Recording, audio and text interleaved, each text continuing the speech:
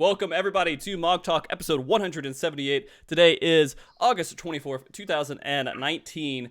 And if you haven't watched MogTalk before, it is a show based around the Final Fantasy XIV community where we discuss everything from Savage raiding to Chocobo racing. And before we get started too much, of course, I do want you guys to know who's on the show. Our show is about tanks, and so we brought some really cool tanks on the show. And I absolutely forgot the order that I put in the list here for how I'm going to do it. So I'm going to introduce you guys out of order. By the way, Arthas, I got to fix your camera.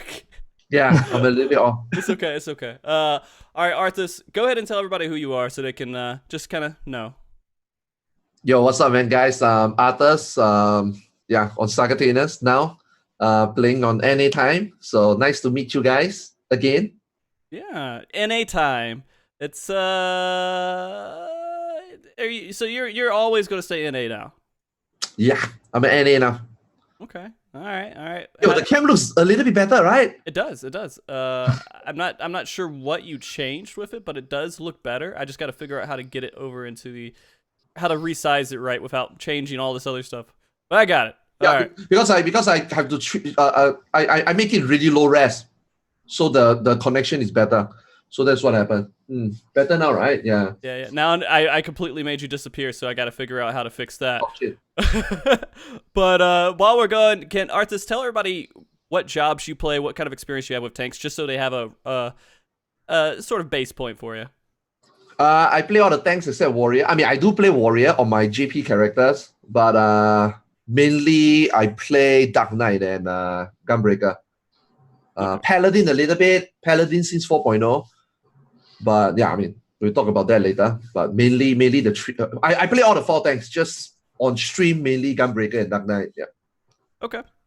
And let's go ahead and go clockwise here. Aria, could you introduce yourself as well? Hello, I'm Aria. I'm the tank that you saw use intervention or intervene and fall off the crevice. But currently I don't have a really a tank main. I've been playing all 4 tanks here and there whenever I feel like it. Okay. I'm still trying to figure out which tank I want to play, but I guess it's fair to say I would have a little dabbles of knowledge on each of the tanks. So thanks for having me on the stream.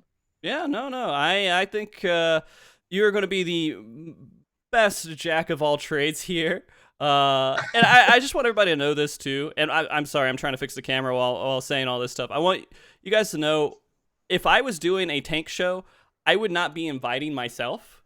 I am only here to host it. While I do play Paladin, my opinions are shit compared to the 3 other people I have here on the show.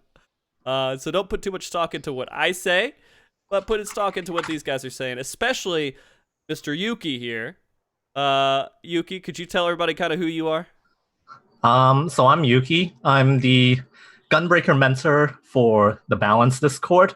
I mostly play Gunbreaker, obviously, because I'm the Gunbreaker mentor. Right. But I've played Warrior since 2.4. I played Dark Knight and Paladin for Heaven's Word and Stormblood as well. But mostly Warrior for pretty much until this expansion, where it's mostly Gunbreaker.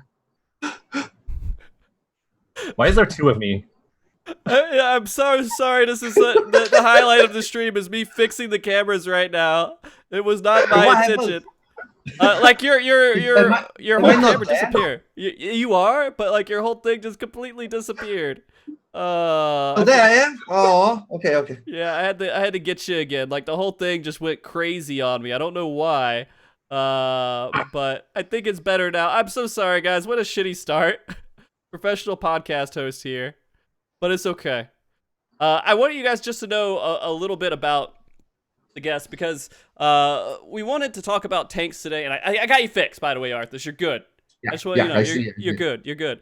I wanted to talk about tanks because obviously last week we had a show about ranged, which had Dancer on it because that's the new thing. Everybody's like, oh, Dancer, crazy.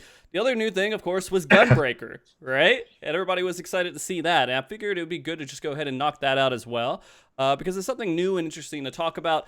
I think unlike you know what's funny? I'm going to go ahead and say this on the ranged show.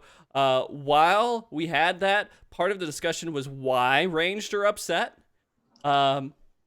And there were a handful of people who came and they're like, oh, I love Dancer. I love the state that Ranger in. I don't know why you guys are complaining.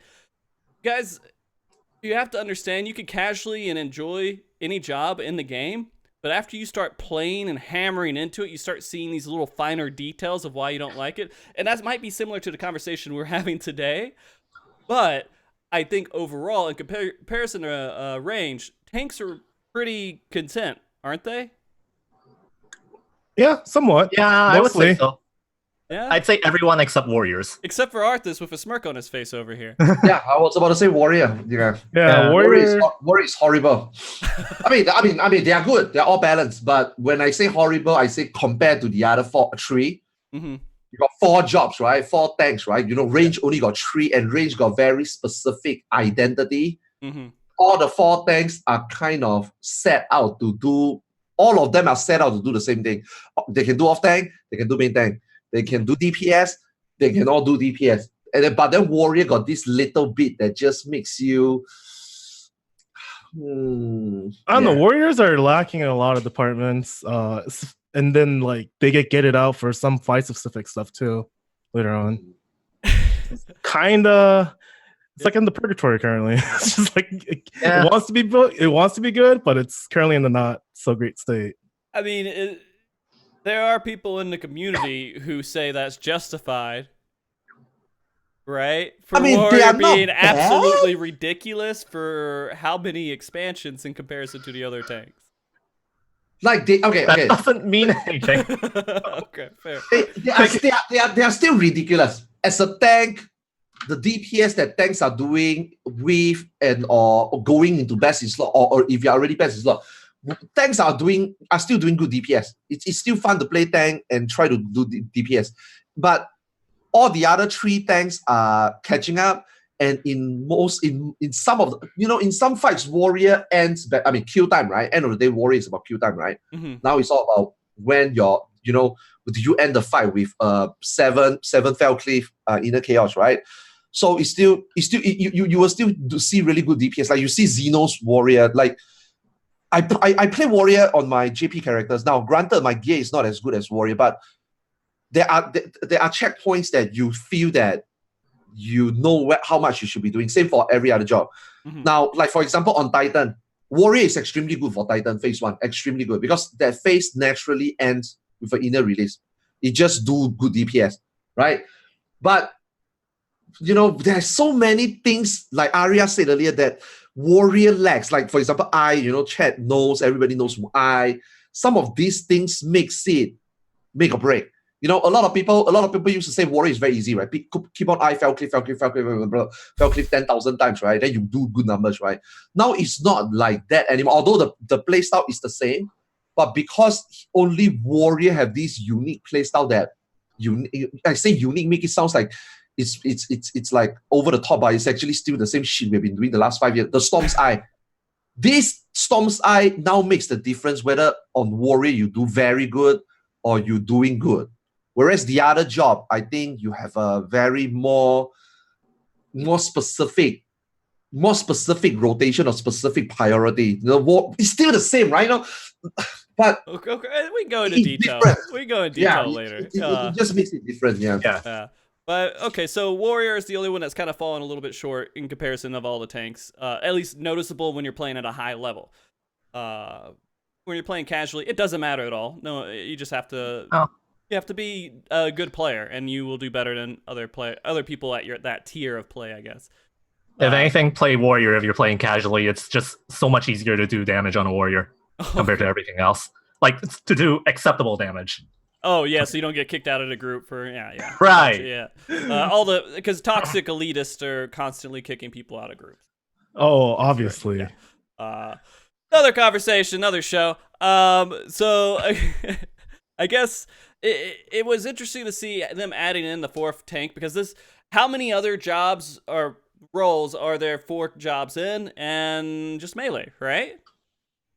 There's just 3 in all the other ones, and so you start to get into that weird spot where only if you're looking at the heavy meta at the end, only half of the jobs are going to be viable for in-game meta usually, but have we reached that point to where we've decided these two tanks should always be brought to every single fight? I don't think if that consensus has come up yet. There's been like talks of Gunbreaker Paladin, Gunbreaker Dark Knight, Paladin, I think Gunbreaker or something. Well, I don't think there's a set like tank composition you would want. I think it depends on your goal here, because if you're progging, it's probably Dark Knight Paladin, and if you're farming, it's probably Gunbreaker Paladin. And you know what? I'm not really too sure where the damage lies on Dark Knight right now. I think they're pretty high if you have like a good amount of raid buffs, but nobody likes Ninja right now, so. Right. I mean, and that could be also just a result on the difficulty of the tier. Honestly, it's not at the level to where people are having to push away their interest in playing a job in order to clear the content. And not everybody is taking... I don't know, are speed runs really a thing right now? I don't think anyone cares until they get best in slot, right? Yeah, most people don't have best in slot yet. Yeah, not now, yeah. And so we'll really probably start seeing this divide happen when Ultimate's released. Right? Oh, for sure. Yeah. Then people are going to start actually going into the nitty-gritty details about how are we going to make it easier for us to progress this multiple month-long fight that we're going to be spending all this time killing the exact same boss over the course of multiple months. Except for Arthas. You know, Arthas is going to clear it in, what, 2 weeks? Right? 1 week? Ultimate? Not sure yet. It depends on what group I get, yeah. Okay. And just as a kind of, it's a hard gauge to really put out there. Did you guys all clear Savage week 1? Yeah. Mm-hmm. Yeah. I'm on Leviathan, just again to show my comparison within the quality of players here. Although I'm doing it, I think I went into Leviathan once since Savage was released, and I got to Tsunami 2. All right. So that's where I'm at. We'll see how that goes, and I'm doing it all through Party Finder, of course. Have you guys had Arthas? Of course, you've had lots of experience with Party Finder. Yuki, Aria, have you guys had I just finished my alt like this week. Okay. The hardest Party Finder boss is the Duty Complete boss. I cannot get into any parties because of this Duty Complete boss. But yeah, the first clear is always the hardest. Yeah. E1S took me like 30 minutes in a clear party, and E2S took me like 2 hours in a clear party. It was not bad at all. Yeah. What about E3 so far? I haven't done E3 yet. I couldn't beat the Duty Complete boss on that one either. 30 minutes for E1S Duty Complete. Impressive. That's really good. It took me 2 lockouts on E1S. Yeah. I'll let you know. I tried with not clear parties, farm parties this week on E2S, and it took me 3 lockouts. Full lockouts. To clear it. So I've had no time to do any real progression because I spent so much time just trying to get a group that would stay. Well, they all stayed together. It's just would be consistent at going through and not getting knocked out. To be fair, there were a few times where I got knocked off the ledge, but overall, it's been rough. Party Finder's kind of rough right now, especially E2S. I think that's the biggest wall. So I just do have one thing to say about Party Finder. Sure. Tank is the worst choice for going into Party Finder Savage, like without a doubt, because right now everyone's playing a tank. It's really easy to do damage on a tank. So even if you get a shitty tank, as long as they do the absolute minimum, you're getting quite a lot from, instead of like, you know, a 9k DPS Black Mage or like a 1k DPS healer. They might survive the fight, but they're not contributing anything. If you play a tank and you be a really good tank, you don't really contribute that much more damage compared to a really bad tank. It's just because, well, you know, right now, I'll make the argument. I'll make the argument for at least E2S, where tanking is really heavy on positioning. Yes. It's By like far. that's the skill. The E2S in Party Finder for sure. The skill is how do I position the boss, and that's kind of interesting to talk about. Because that gets completely knocked away in E3S, right? It's not even a thing. But when you're talking about E2S, positioning the boss is just the challenge. It's a huge challenge the entire time. And then remembering to hit your arm's length at the right times, of course, at the same time. But do you guys feel like we need to start seeing more positioning-based challenges for tanks? Yeah, for sure. I think it's one of the very fundamental like knowledges of tanking. It has been for a large majority of the tiers that we've had. It's been gone unnoticed for like a large majority of the casual player base, or people, or like people that raid a lot will start to like notice it here and there. But fights like E2S where position is mandatory, being good at like positioning the boss is mandatory, is probably one of the healthiest things that they probably could have done for like the endgame tanking community in that respect. Because if you're a tank and you don't care about your melees like uptimes and stuff, or like stuff like that, then you're already not doing your job. I'll just say that. I think boss positioning, it's only really like E2S boss positioning. You're really mostly trying to keep the boss in the center and the boss on the side for like the flares, and that's about it.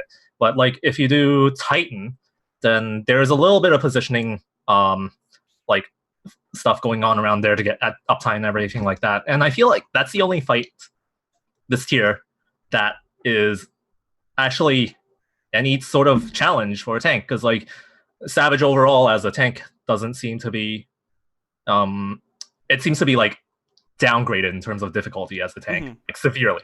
Like you look at E1S, there's the tank buster is all condensed into one section, and there's only like 3 of them.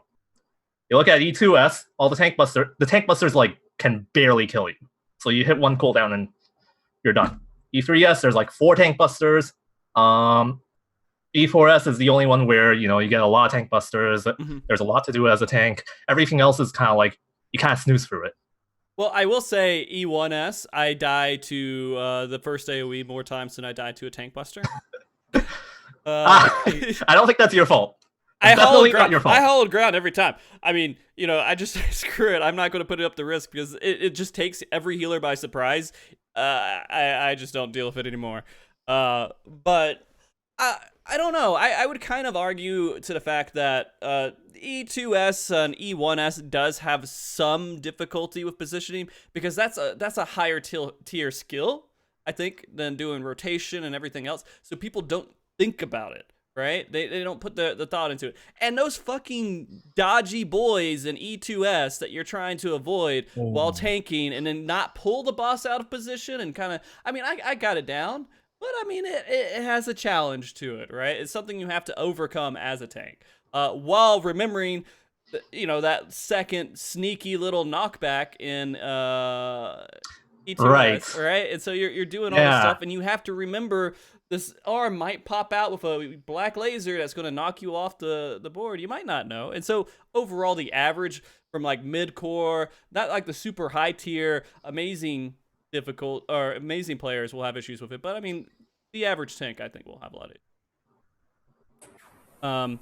That being said as well, you guys were talking about the tanks being easy. That's a discussion that a lot of people are having, is that tanks right now are very simplified and they aren't too bad outside of what we just mentioned. Would you guys agree mostly that tanks are Well, they removed like 3 mechanics from tanks. Yeah, Emity's gone. Oh yeah. Right? Yeah. Well, that's to be fair. Some people are arguing that Emity's not gone because there are some tanks that aren't able to hold aggro, and I don't. Have you guys seen that? I've seen people literally not hit mobs and lose aggro. Yeah. Or they lose aggro to their co-tank, but losing aggro normally to like your DPS, no, that just doesn't happen. You got a 10 times the aggro modifier to your tank stance. Like, you can auto-attack the boss and hold aggro. That's how easy it is right now. It's very easy. Super, super easy. So it's... I don't know. I don't know why people... Like, I asked on Twitter, I was like, what are some of the talking points you want to have? And one of them was, why are tanks having issues holding aggro? Especially warriors, apparently, are having issues with it.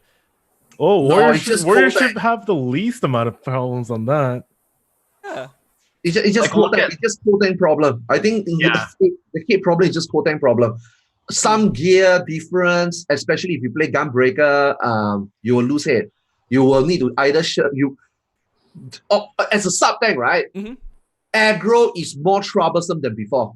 Back then, it was very simple. Just shirt one time, provoke and shirt one time, usually you're done. Now, if the main tank don't keep up, they might lose to main tank don't keep up, or the Vogue shirt timing is not. I mean, there's not much difference anyway, the Vogue shirt timing. But if you do it properly, when the fight needs you to, or when the fight allows you to, like at the beginning, because you don't have to tank swap early, then you don't have problem. As long as the warrior, because back then only warrior can generate that much good hit at the beginning, right? So if you get that right, and then your Vogue shirt properly, everything is fine. Now, right, main tank have no problem getting hit, or the two tanks. The problem now, right, for enmity generation, right, is how the sub tank can don't rip it off, or the sub tank have to decide what you want to do. Some sub tank just, okay, I just shirt. Some sub tank have to take off tank stance because shirt is not enough. Whether it's PF or whatever, especially PF, like when I play Gunbreaker, the main tank always lose it. Always. Yeah. I have to take off tank stance. For me, it's troublesome. Like some people say tanks are easy. Okay, before we touch into every single tank, right? Let me tell you, Gunbreaker is not easy at all, man. Don't think Gunbreaker is easy. Okay, tank busters come in, pop a cooldown. If we just want to talk about mitigating a tank buster, fine. But do you know how fucking troublesome it is for a Gunbreaker to squeeze that in? I mean, for you, NAs maybe easy, but still you have to double wing. For me, it's fucking difficult because I clip and I don't want to clip. I don't like to clip. Now, even clipping, I can do good DPS, but I don't want to clip.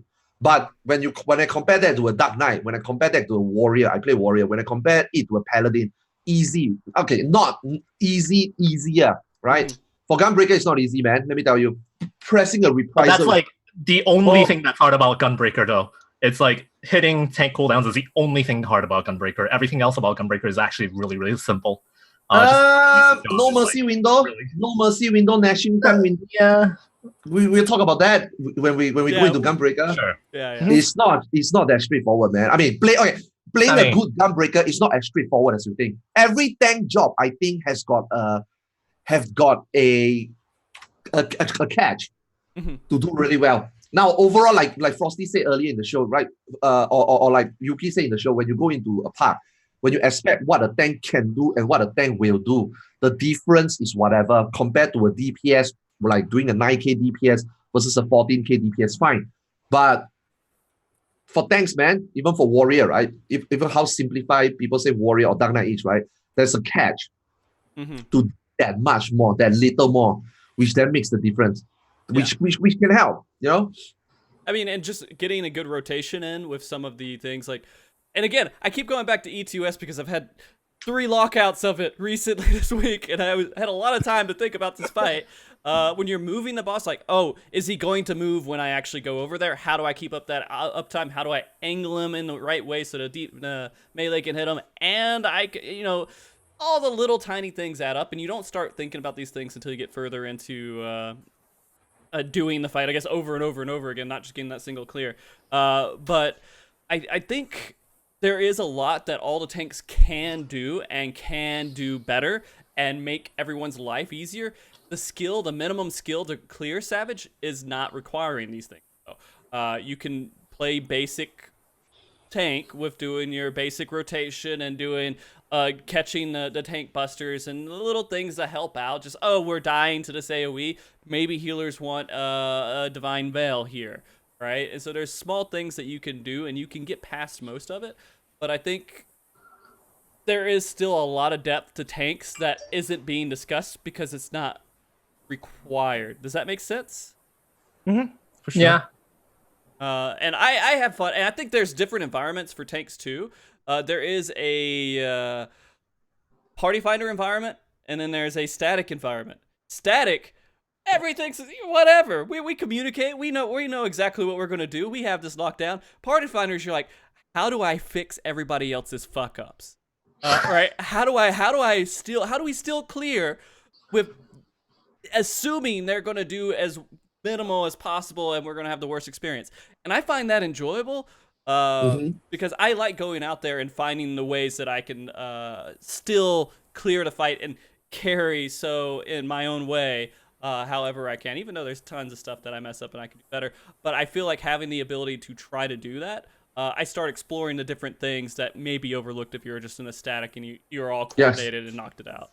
Definitely, a lot of static, a lot of I don't want to call out names or try to like make people like us who do PF seems better, nicer. A lot of people don't understand what shit you face when you go to PF versus what you have in static. Now, if you want to play in the static environment, you want to optimize, you want to pad, you want to align your buff, that is your problem. I respect that, right? Trying to optimize is something that I don't personally like, but when I see people do it or when I get to do it, it's a new fun. It's a new fun. But when you go into PF, it's a totally different story, man. When you go into PF, it's about your individual performance. And a lot of things that you do in static doesn't apply to PF. A lot of things you think, oh my God, you should have done this thing here. Why don't you? In PF, you don't discuss. You can't discuss. You are given this shit and how you play around this shit. You don't introduce new shit. Now, unless, of course, when the pug use really bad strat, and then the pug is still like, figuring out a macro, depends on region you are. But pugs and static are different, man. A lot of players who plays only in static, right? They always only think, why the fuck are pugs doing this? They make fun of you. They make fun of the PF member, but they don't understand. Once you guys go in there, trust me, you guys are not going to be able to handle it the way we handle. I'm not saying because you guys are a worse player or if you're a static, you're a bad player. Oh. If you play pugs, you can adjust better. That's all I can say. If you are in static and you never pug before, like I give you an example, right? Just an example, right? Again, I don't know, right? Yeah. Just an example, right? If you ask Sophia, for example, for his thoughts about how, I mean, I already seen it already when I look at some of the MogTalk, right? When they talk about, when you guys hold that E-Penis Big Dick World First Talk, right? Sophia is probably one of the only guy, right, that can give you a whole cut down on what fight is good, what fight is good design, what fight has been great for overall people than versus static. When you look at some of those people that you interview for the World First, right, most of them feel that this fight is not good, that fight is not good. They are just talking about how they are doing in their raid, normal static environment. You got about 1 minute left on the rant. In 1 minute. I'm almost done already. Okay. Whereas you get Sophia telling you all the right things that should be looked upon in general in parts. So I'm just saying it's different. Yeah. Okay. Good. Just because we YouTube and other comments have come in about Arthas' rants and everything. We're gonna try to be good. You can see his face. That's why you notice I'm not saying a lot. So I'm saving it. Yeah. Wait, is it cumulative? No, it's per part. You got 1 minute left on the clock now. Yeah, 1 minute the rest of the show. Higher part. So anyways, I feel that's definitely another discussion to have, kind of about the differences between Party Finder and statics. And I feel like tanks is definitely one of the ones that feel it the most because you have to interact with other tanks and everything else. And it is such a mix in Party Finder where tanks are in their skill level and what they recognize in the fight that they can do. Like, just figuring out how to do reprisals between two tanks is a thing that you have to maybe try to... It's hard. It's hard. Some tanks doesn't even know what reprisal is, and you just ask. They're like, "What the hell is that?" And you're just like, "You don't know?" And they're like, "What does it do?" And like, you have to like explain it to them. It's like, "Oh, that's the healer's problem. They gotta heal us." Oh, I've heard about reprisal a few weeks ago. I had a couple of people discuss how reprisal works on Leviathan. It apparently does not work at all in the entire fight. Because Leviathan apparently does not cast any of its own spells. So are you sure? That's what we were discussing a while ago. I don't know if they were proved wrong or not, because FF logs always say like it's not Leviathan that casts it, it's something else. Chat's telling you you're wrong. But... we had something similar to that in the second fight, because apparently there was like the boss is a cast bar, but apparently the source of the damage comes from something else.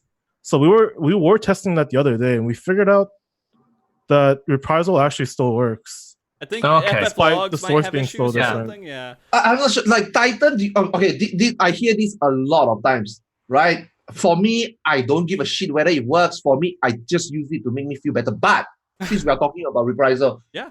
Certain Fury in Titan, some people told me Reprisal works.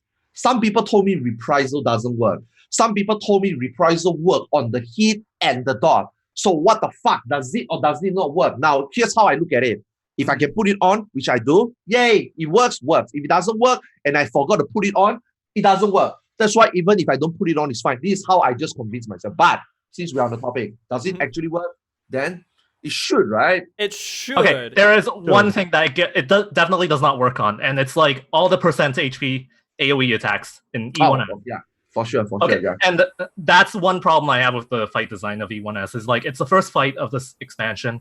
Why is it teaching people not to use Reprisal? That's like well, they don't know. I guarantee you, if they're learning to use Reprisal, they have no way to tell if it works or doesn't work. So they have to first hit that level where they think they actually have to think, I'm going to try to use it, and then they'll know. Well, I think it's more infuriating that you have that tool, like you have all these things in your like goodie bag, right? Of like tank stuff, and you have all these things. They don't read it. They just look at it and they just think. It infuriates me that the first reaction that these people get is, "Oh, it reduces damage," but the healers are the ones that's taking care of us. So they just like see that little like cool looking purple icon and just throw it out, and just don't even know about it. That's stupid. I think it's true. No, but Reprisal can be used on there's multiple tank busters, right? Now, if we were to talk about Park or people who doesn't know how to play the game, right? Then Reprisal is like a cooldown on that section, right? Like for example, the sword. Some people, Parks obviously. That's another problem because Pugs all immunity that sword, all of them. They just use. No, even if they do, they get the dot, but not all of them do, and then not all of them know how to use cooldown properly. So while you say Reprisal is not being used, trust me, there are also cooldowns that's not used at all. Right. Like, for sure. You know what I mean? And then at the same time, if we want to say Reprisal doesn't work on the AoE, it's bad. There's a counter argument to say that it's supposed to let healers heal. E1S is a good design fight used on the wrong mindset and the player base that we have been playing for 5 years. Now, turn 1, right, is well designed because turn 1 tells you to do everything else. Don't do turn 1 is not telling you to do DPS. Turn 1 is telling you to do positioning.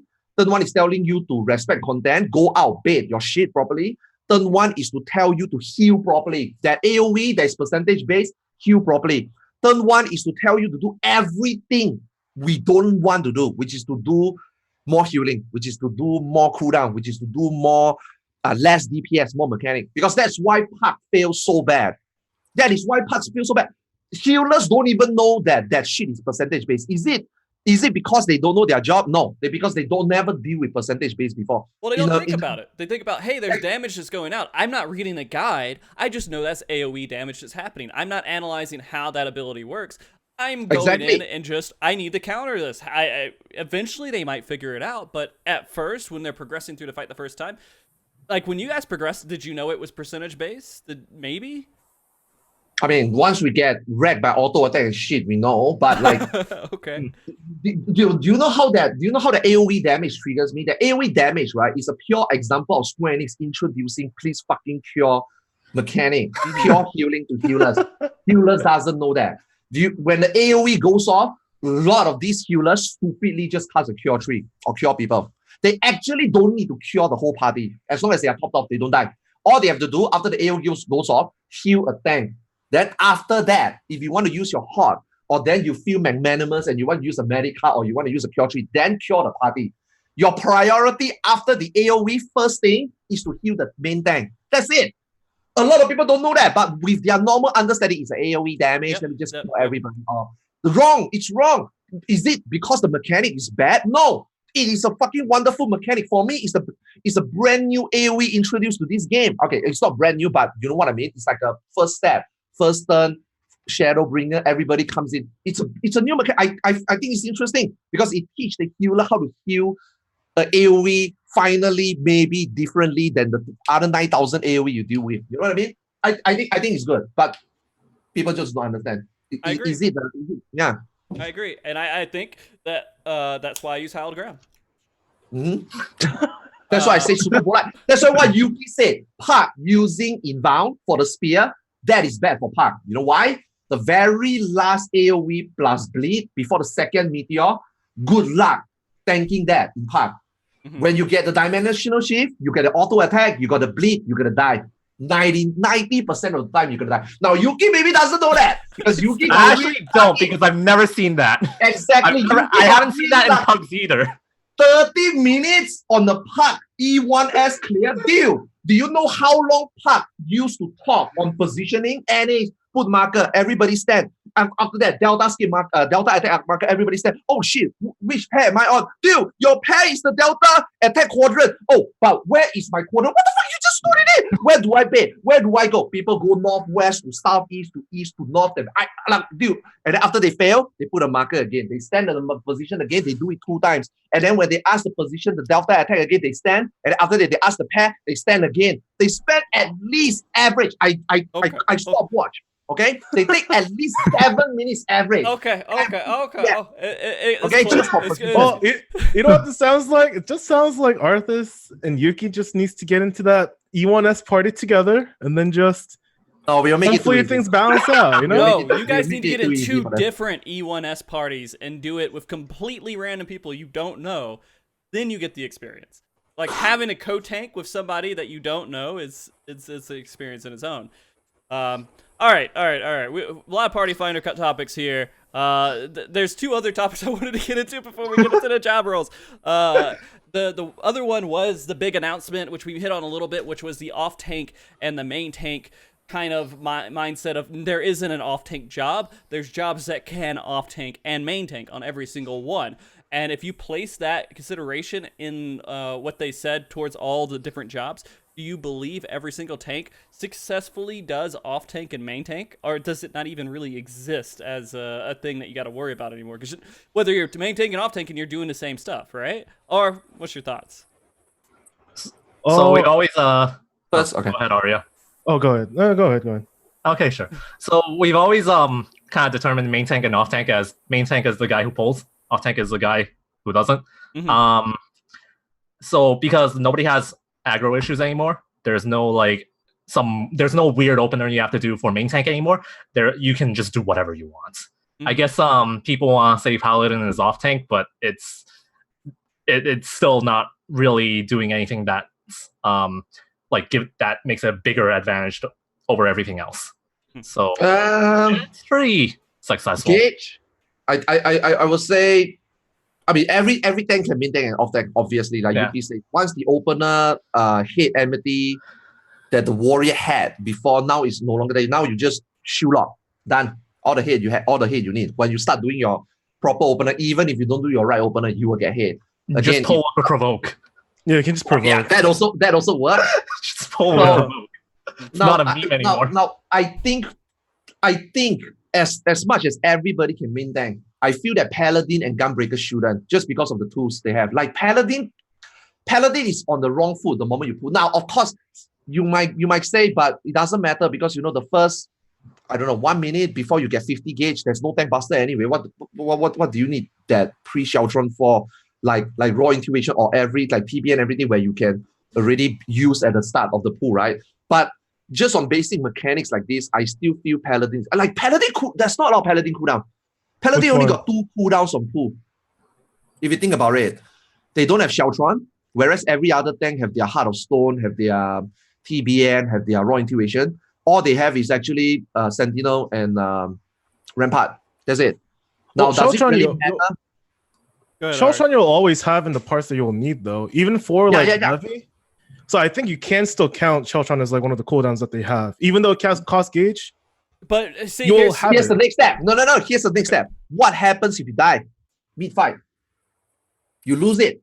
When you raise up, you are already 50 behind. You already 1 CD behind. Now, if you are a shit tank or you are a misinformed tank, or you have panic situation where your main tank fucks up, you already use your Sentinel, you already use your Rampart. You have no more cooldowns after you raise up. Whereas the other tank could still have it.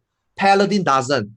Now, of course, this is nothing to do with main tank sub tanking, right? This is if you are sub tank, you are main tank, you die, you lose that gauge. But I just feel this is what Paladin lacks. And as a main tank, sometimes okay, in ultimate, there are situations that it bothers you. There are situations it bothers you in ultimate. This current ultimate. At the moment, Savage no, but I feel Paladin and Gunbreaker shouldn't right? Shouldn't be main tanking. If you're going to make a choice, right? If you're like, hey, let's think about it, which one would be better? You would make a choice. Maybe Paladin should be the off tank if that's the only reason you're doing it, and it's not in consideration to who knows the fight better or who can handle that role better. Which again, E2S, the person tanking, you want them to be the better player who knows how to position the boss. That's the main thing. This is all gonna end up like how you want to abuse your tank cooldowns, like how you want to abuse your hollowed ground, how you want to abuse your home gangs, like all that kind of stuff. This is just what it's gonna amount to, and that's it. Like you see a bunch of Paladins pull and Titan because they want to use hollowed ground for first tank buster, and that's just how it is. Yeah, I want to use hallowed ground as soon as I go out there because I know the healer's not going to mess up and kill me on the first AoE on E1S. Because I mean that's easy, is guaranteed. I don't lose all my health either, so I'm not freaking out anybody, and so on. But I guess like the best thing to say right now, if we were going to say it, like we kind of said it near the beginning, all of them are relatively, the off-tank, main-tank thing, it works out for everybody. It's not a big deal. There are little situations where they are better, and I think that's good because it adds some identity to the jobs, at least some. When we're talking about we're in a world of everything being homogenized, right? Yeah, for sure. A lot of people discuss tanks, and they're like, oh, they're homogenized. Man, I keep looking at Arthas' face. He's always like, biting his tongue, like his teeth's right, just locking his tongue down, like he has something to say. Yeah, I'm sure he still does. Okay. I mean, things I feel just very different, right? Like I feel right, Gunbreaker should never be a main tank. Should never be a main tank. Okay. They can, but they should never. Now, Heart of Stone is built just as a sub tank. It's the best sub tank kind of. It's like, I mean, straight up, right? You just read the tooltip. Heart of Stone is better used as a off tank, right? And then for me, I always feel, right, the reason why Heart of Stone is weaker when you use it as a self buff on the main tank is because you got camouflage. Now, people say it's amazing, you got one more cooldown. For me, it's a fucking nightmare as a Gunbreaker. The amount of shit you have to press with, look after, no mercy window, gnashing fang window. And then you have to think about TB, should I pop? Now, if I'm a main tank, I just pop one cooldown. If I sub tank, I just pop one cooldown. If I'm main tank, I can pop two. I'm not saying that you should ever prioritize camouflage in your cooldown rotation. It's just one more things to worry about, which is biggest problem, right? But for some of these little things, right? You know, again, I mean, you guys are not wrong when you say about, you know, all the tanks can do everything. It's not wrong. But I just feel when you look into these super minimal things, right? I just feel Gunbreaker should not be a main tank. Like I don't know about Yuki. Yuki mainly playing Gunbreaker. If I ask Yuki, I main tanked all of Prague. All right, I had to deal with everything. Given the choice, would you I made want to... every single PF tank main tank. Okay. There you go.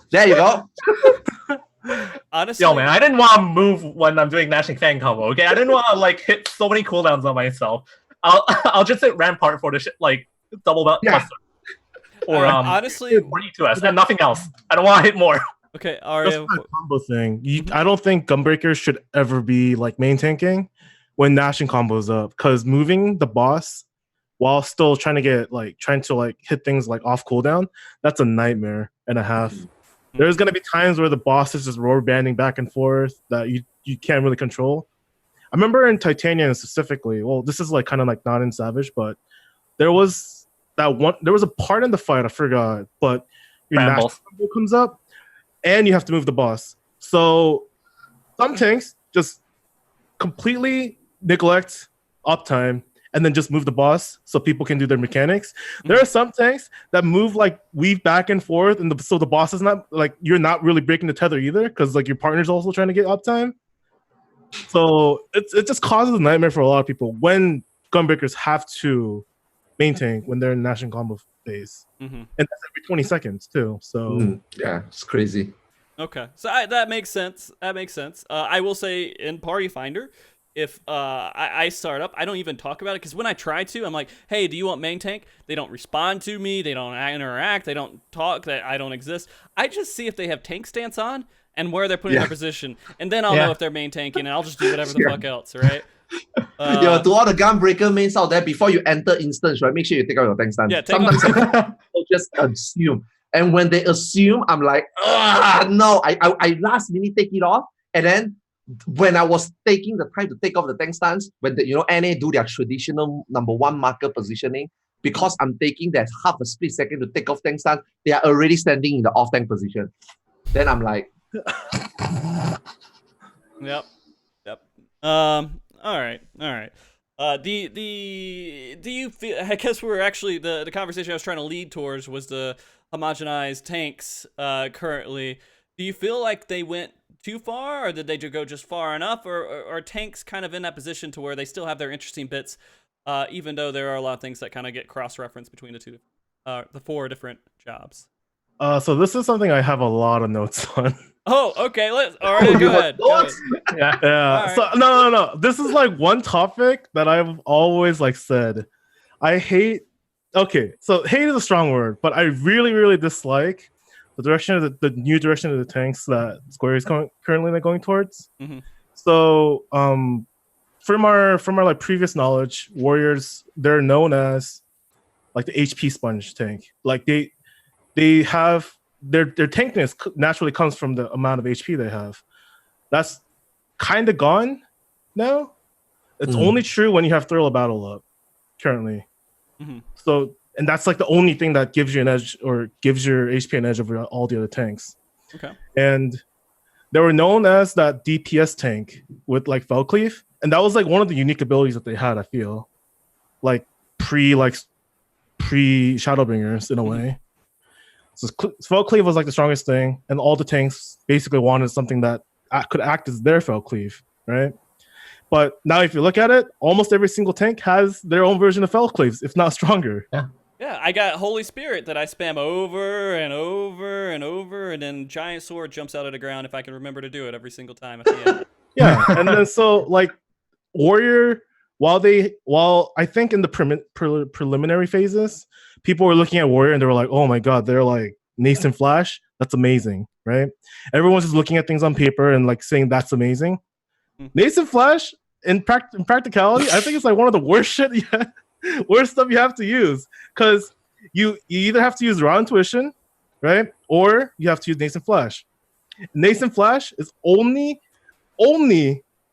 good if you're on your burst window.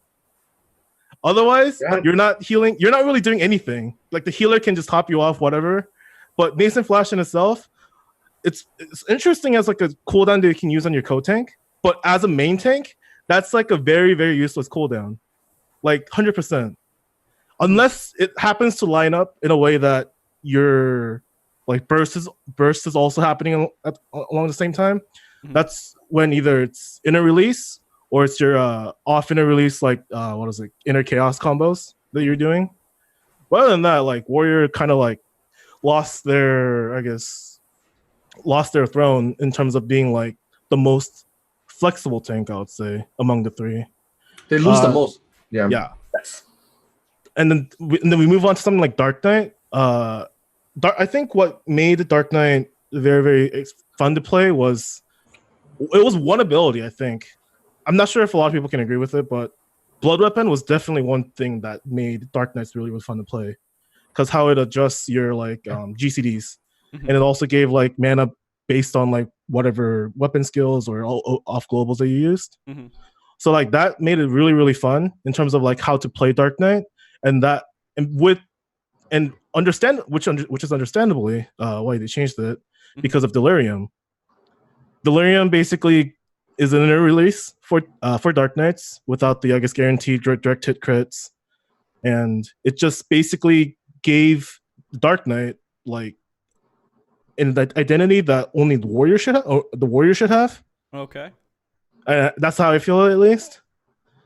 But some can argue that Paladins also have that identity as well in terms of like Requiescat with Holy Spirits. Yeah. But but that was casted, but now it's no longer casted. It's kind of still the same thing. Yeah, casting. No, I don't cast it anymore. Yeah, everyone was like a like rage super... to shoot around and shoot like bombs at the guy now. So yeah, so it's just like the things that made like things that made like warriors unique, they kind of like gave each of the tanks like the share of warriors to like kind of like bring it was like it's like one of those things where in like a lot of people say like Dota, like League, a lot of the games they nerf things. I think it was in Dota, like they buff everything or something. So it's like in this case, instead of nerfing warrior and like making like all the tanks different, they are basically moving all the tanks up above warrior to like make up the difference. Which is something that they said that they want to do too. They don't like nerfing. Yoshida hates making players feel bad from a nerf. They'd rather people feel good from being stronger. For sure. Yeah, and it makes sense. It's just how they're going to try to fix it when those situations happen. So you're saying that you're mostly, it sounds more along the lines that you're kind of upset that Warrior really lost its identity out of everything because of damage, right? Well, that too, but it's just I'm also kind of sad that a lot of like for Dark Knight example, losing that blood weapon, the skill speed buff, I feel like it was pretty huge in terms of like in their like just without looking at Warrior, just looking at Dark Knight's just the Dark Knight itself. Just losing that skill speed buff kind of like makes Dark Knight feel a little bit more like a lot more slower than it should be. Because this is coming from like people that've been playing like Dark Knight for like 2 expansions with the blood weapon, and now you hit blood weapon and you're just like your GCD is still really really slow. You guys remember the reaction people had with the Dark Knight changes going into Stormblood too, right? Dark Knight was a hugely different beast in Heavensward than it was in Stormblood.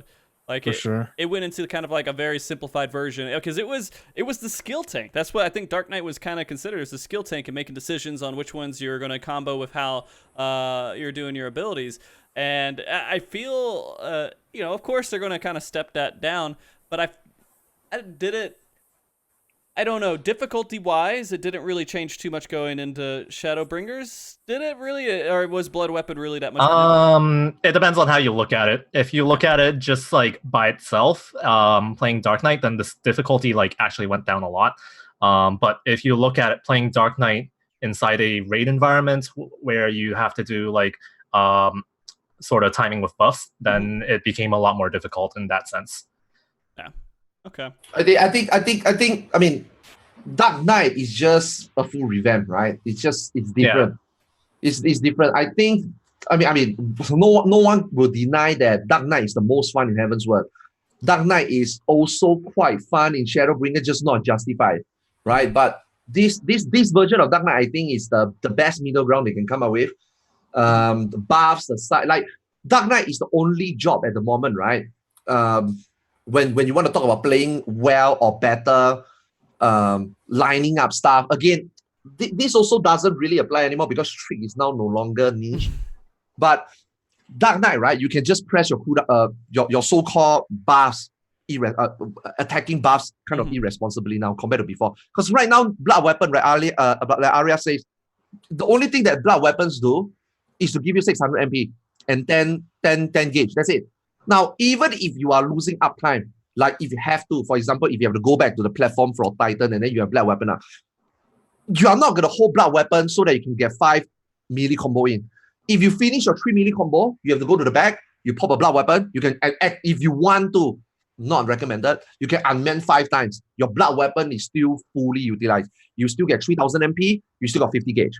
So, Blood Weapon has become from a buff that you fit into a treat window, and then if you play with right skill speed, you get 1 more GCD, you get more MP, you get 1 more. It has changed from that to this.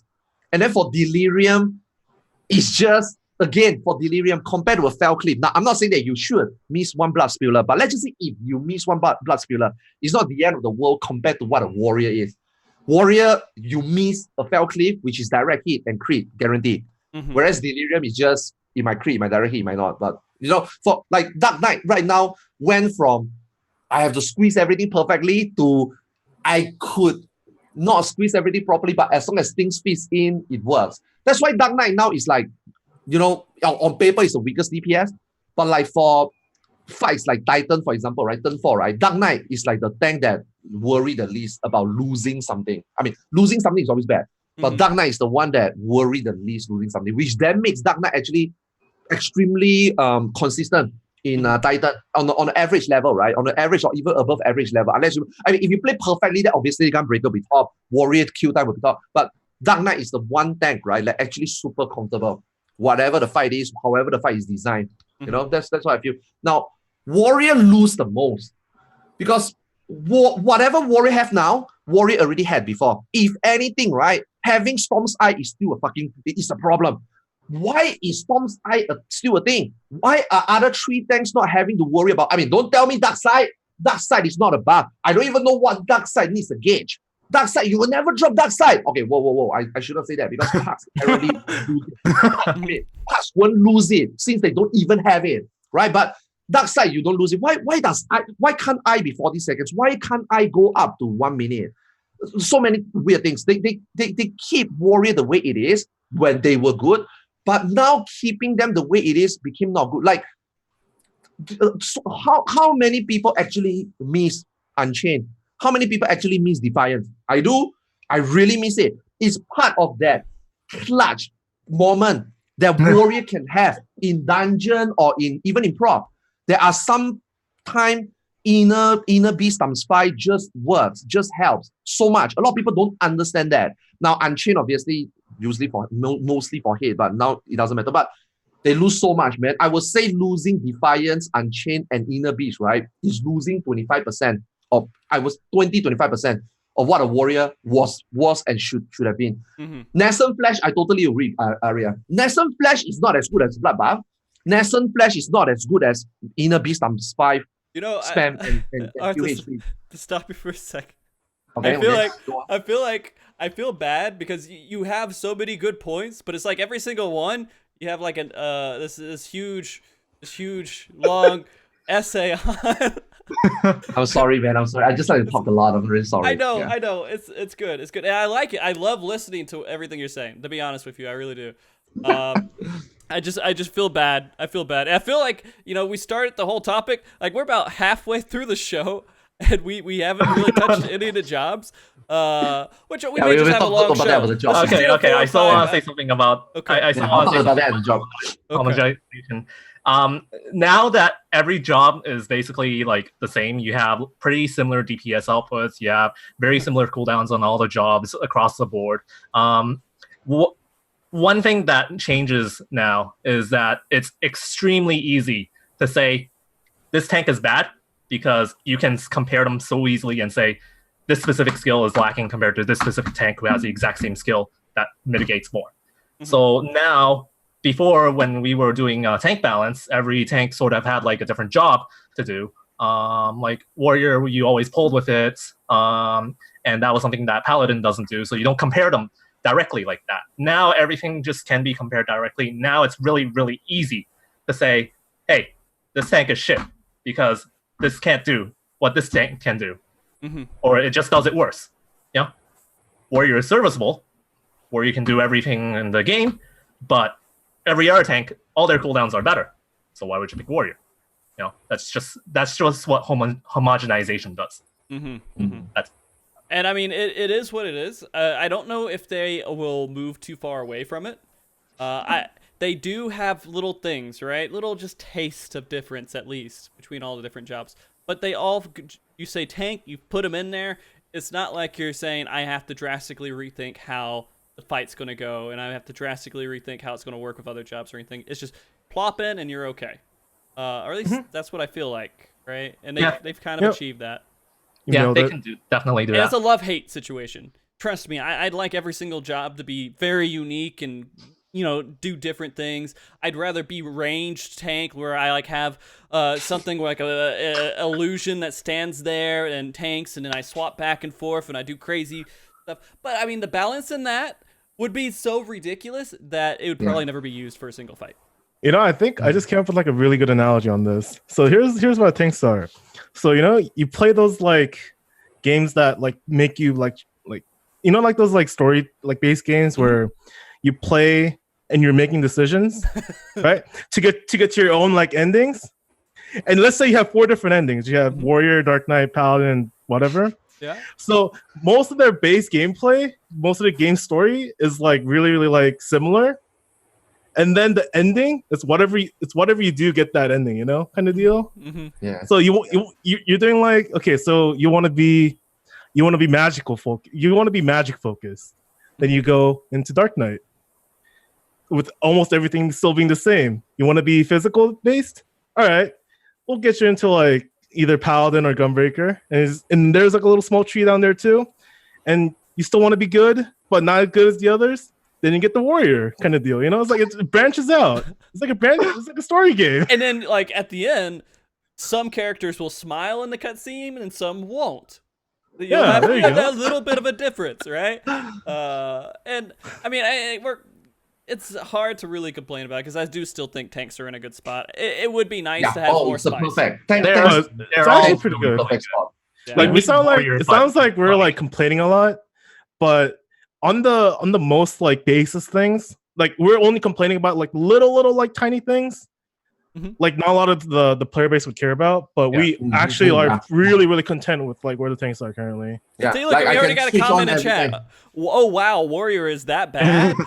It's not that bad. It's not bad. It's just the most troublesome of the It's the one that we could. If we wanted to make a list of things to complain about, Warrior is the one that we could make the list of things to complain about more than the other ones, right? It's like Gunbreaker, Paladin, Dark Knight are in Costco, and then there's Walmart where the Warriors are. Okay. Which one are you gonna go to? The one with the most value or the one with the least? All right, there is one other thing. It's okay. One other thing before we get into the jobs, and we'll talk about Gunbreaker. That's gonna be the first one because it's the one that's kind of everyone's. Yeah. Hopefully it doesn't take an hour. But I do want to say one thing. There was a comment about how the tank stance really isn't required. It's all just about balance to Emity now. And this is something Sindoff said. I want to give him credit to that. Is inherently it's made DPS checks harder for skilled groups. Mainly because when developers used to balance things, the assumption was I go into a fight and if they're in tank stance, they're doing this much damage. If they're not in tank stance, they're doing this much damage. Meet somewhere in the middle, and that's how we're going to balance the DPS. Now they have a straight baseline for tanks that they would balance towards in DPS because it doesn't matter what you do. Really, really good tanks used to take advantage of being out of tank stance all the time, and they would be able to put that much more damage out there and make fights clear faster. Do you believe that's kind of maybe what's going on too, is that some DPS checks seem a lot harder just because they're taking away that extra DPS we used to be able to provide? That maybe wasn't accounted for. Oh, Arthars said no. Okay. I can kind of see where Sindoff's coming from. Yeah. But also at the same time, I think even if the tank stance is gone, I think more things like the damage like difference is probably close a little bit, but there's still the factor of will this guy be will this player be like maximizing his damage compared to like those that are not. So I think Sindoff brings a really good point, but I don't think it's the tank stance. No, definitely not. I don't think it's a tank stance. I think it's basically the uptime of your abilities. Yeah, it doesn't feel like it's harder, but I do know that the devs did take into account of your tank DPS now. This is really obvious when you look at how dungeons are designed now in Shadowbringers. Yeah, if you just look at how dungeons are designed now, all the mobs have so much more HP in dungeons now, and that's because they're accounting for tank DPS. So it's not like the devs aren't thinking about it.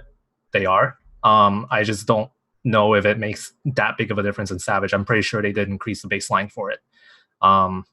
Yeah. Okay. It doesn't feel like... Don't give Square Enix too much credit. Don't give Square Enix too much credit. No. Overthink. No. I'm not talking about you guys. Like for Sindoff, overthink. Right? Do not overthink. Do not overthink that Square Enix thinks so much. Square Enix doesn't. Every single time they have a job workaround, every single time they have a level increase, every single time they implement new job abilities, they will fuck up calculation. If you feel this time they didn't do the DPS calculation properly, it's because they fuck up. Trust me. They said healer is not supposed to do so much.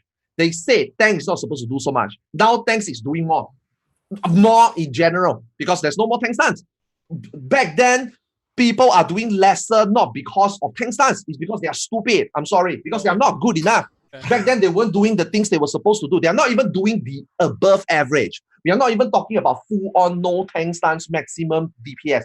We are talking about tanks not even meeting average DPS or slightly above average before. Square Enix cannot balance trick attack, ninjas, samurai, red mage. All these tells you that Square Enix haven't found the line yet. The way they want it to be and the way we play it to be is totally different. It's not because of tank stance. Healer, they want healer to heal more.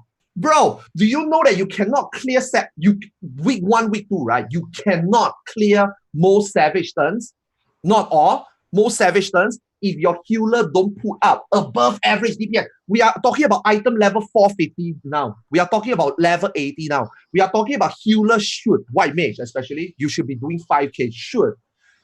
People back then, and even still today, are doing 0. From 0 to 200 in 2.0, from 0 to 1000 in 3.0, from 0 to 2000 in 4.0. The gap is getting bigger, but not that big. Now we are talking about 0 to 5,000. Do you think Square Enix accounted for that? Do you think Square Enix required healer to do 7k? I don't think so. Do you think Square Enix required healer to do 0? I don't think so. I think they already calculated the average, whether you got tank stance or not. It has nothing to do with tank stance hindering design and failing DPS calculation. Nope. Okay. Good. That was good. That was good. Yeah. We're gonna get this, Arthas. We're gonna knock this out. I'm gonna say this is completely off tangent, but I did have Goka went out there and he's like, I'm gonna ask a handful of people to fill out a survey and see what they want. A lot of people said they want less Arthas. Then 50% said I want more Arthas. No. I see. It's okay. It's okay. It's love hate. I feel bad. I really like Yuki and Aria. I raided with them before. We talked a lot before. Like I want to give that a chance. Then today I'm trying to be more tame. It's just some of these topics I just want to touch up more. But the things that I can just zip it, I'll zip it. Yeah. Yeah. And to say one other interesting point here, you guys don't know this. Maybe a year and a half ago, we actually had all 3 of the guests on this show together before. We were talking about, the title of the show was What Raid Scene? With a question mark. And it was about us discussing there was no raid scene at all anymore. It was quite a while ago. I just thought it might be interesting. Nice little history tidbit if you guys are doing a trivia or something and you want to know when all 3 members of the show were on before. There you go. So let's go into this next topic, and I'm going to give the floor to some of these questions, at least at the beginning, to Yuki, since he is, of course, the mentor of Gunbreaker and everything else. This is the thing that a lot of people were excited for. I mean, it was in the cutscene of the game, of course. They're like, oh, Gunbreaker, it's amazing. We don't know what's going to happen.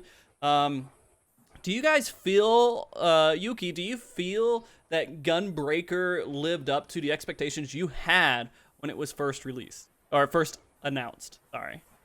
So Gunbreaker, I feel like, is actually a really, really well-designed job past the Mediator. The Mediator build was awful, but after that one, it felt like a really, really well-designed job. You had a very obvious sort of mechanic to say, this is how you do damage. If you don't hit this ability, you don't do damage. It makes it very intuitive to play. So everything about the tank, it just flows really well together. I think it definitely met a lot of people's expectations. A lot of people pick up the job and really, they just really like it. It's just really sort of easy for them to understand how to play the job past sort of initial button mashing difficulties, and that's about it.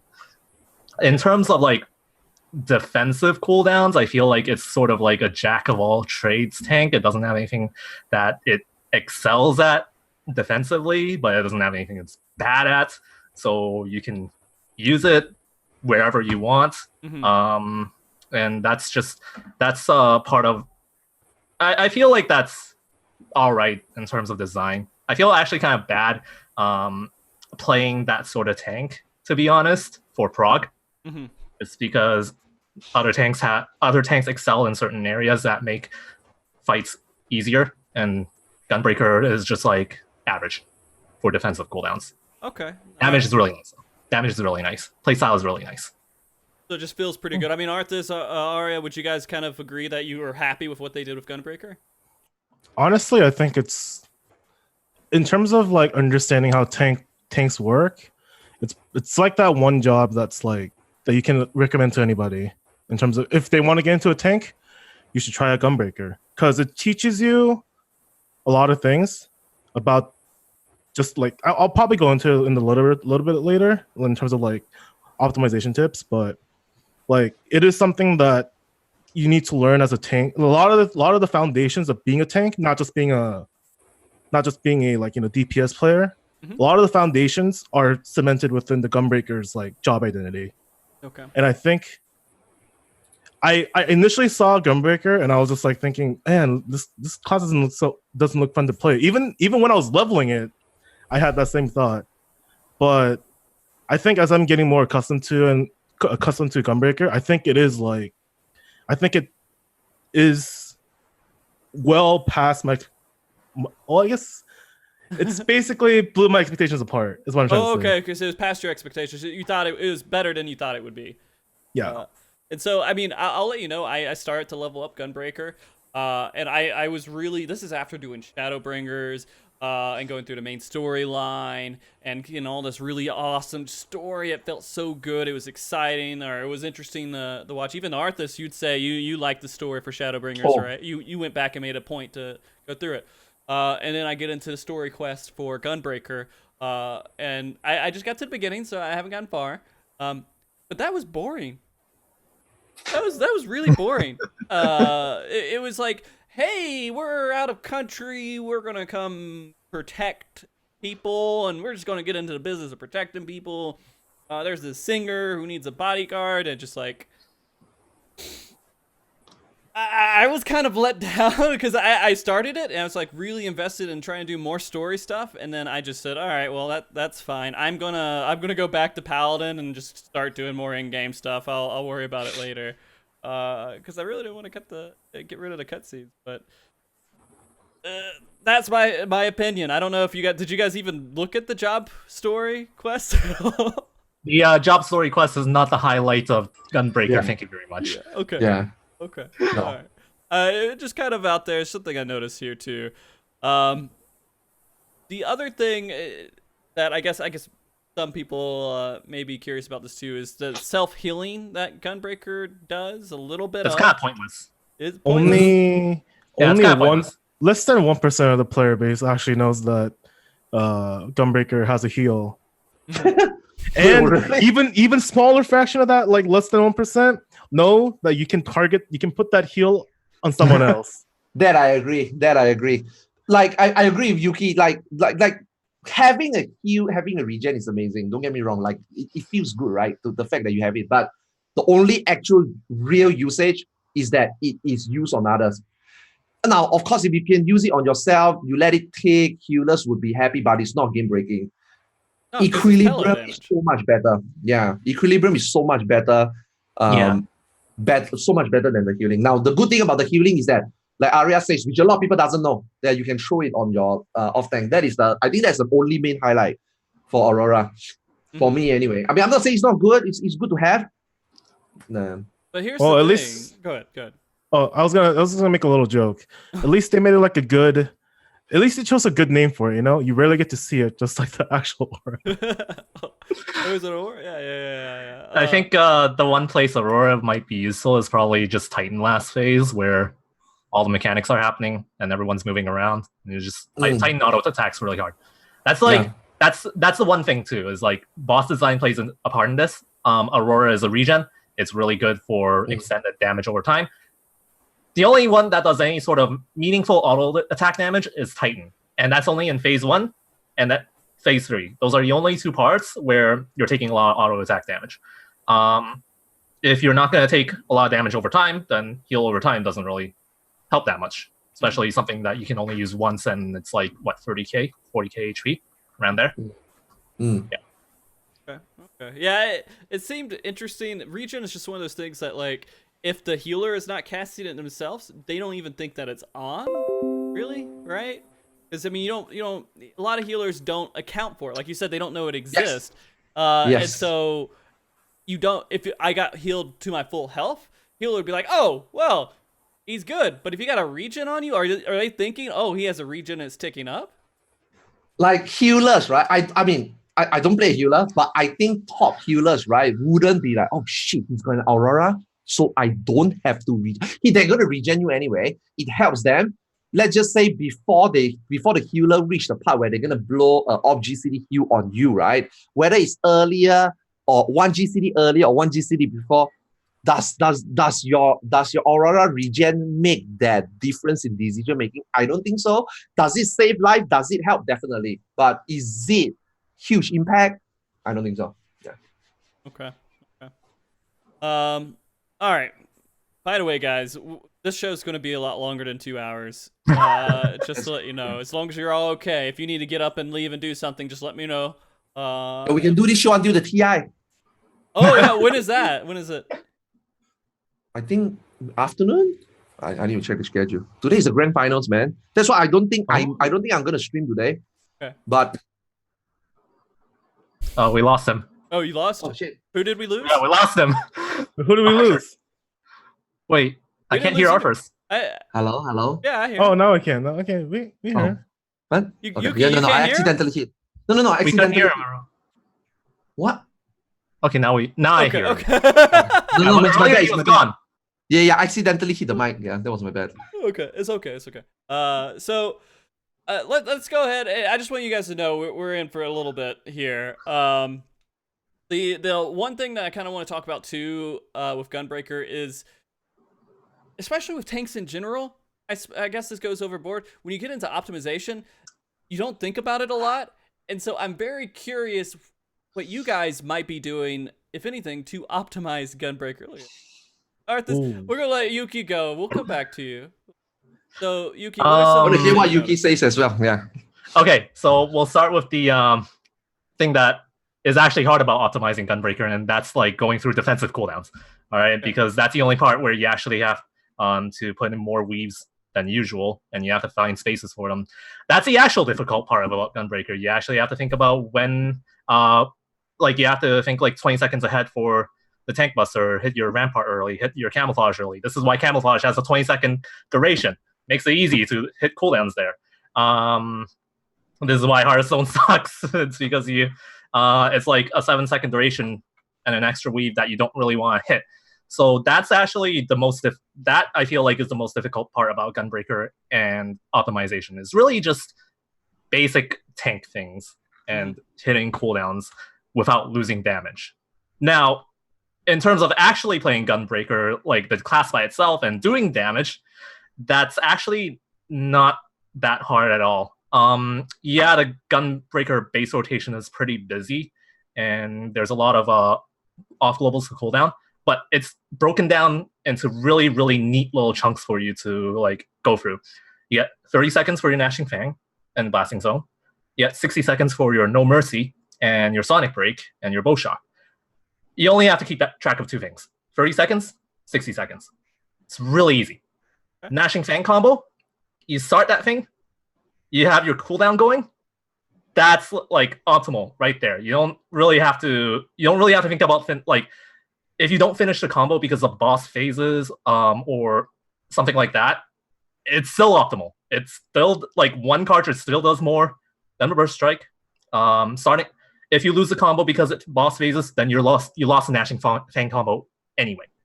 So everything about optimizing damage on Gunbreaker is very simple and very straightforward. Can you hit Gnashing Fang combo?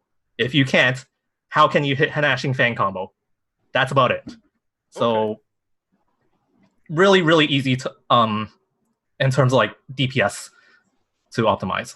Okay, if you're going into some of the Savage fights that we have right now, what are some things that you notice that you have to make decisions that are abnormal to what you would do in your just normal 1-2-3 rotation? Like, where are some parts that you can say, hey, I do this and change it up to do better DPS? Or Oh, this is interesting. This is interesting. I want to see what Yuki says about this. Yeah.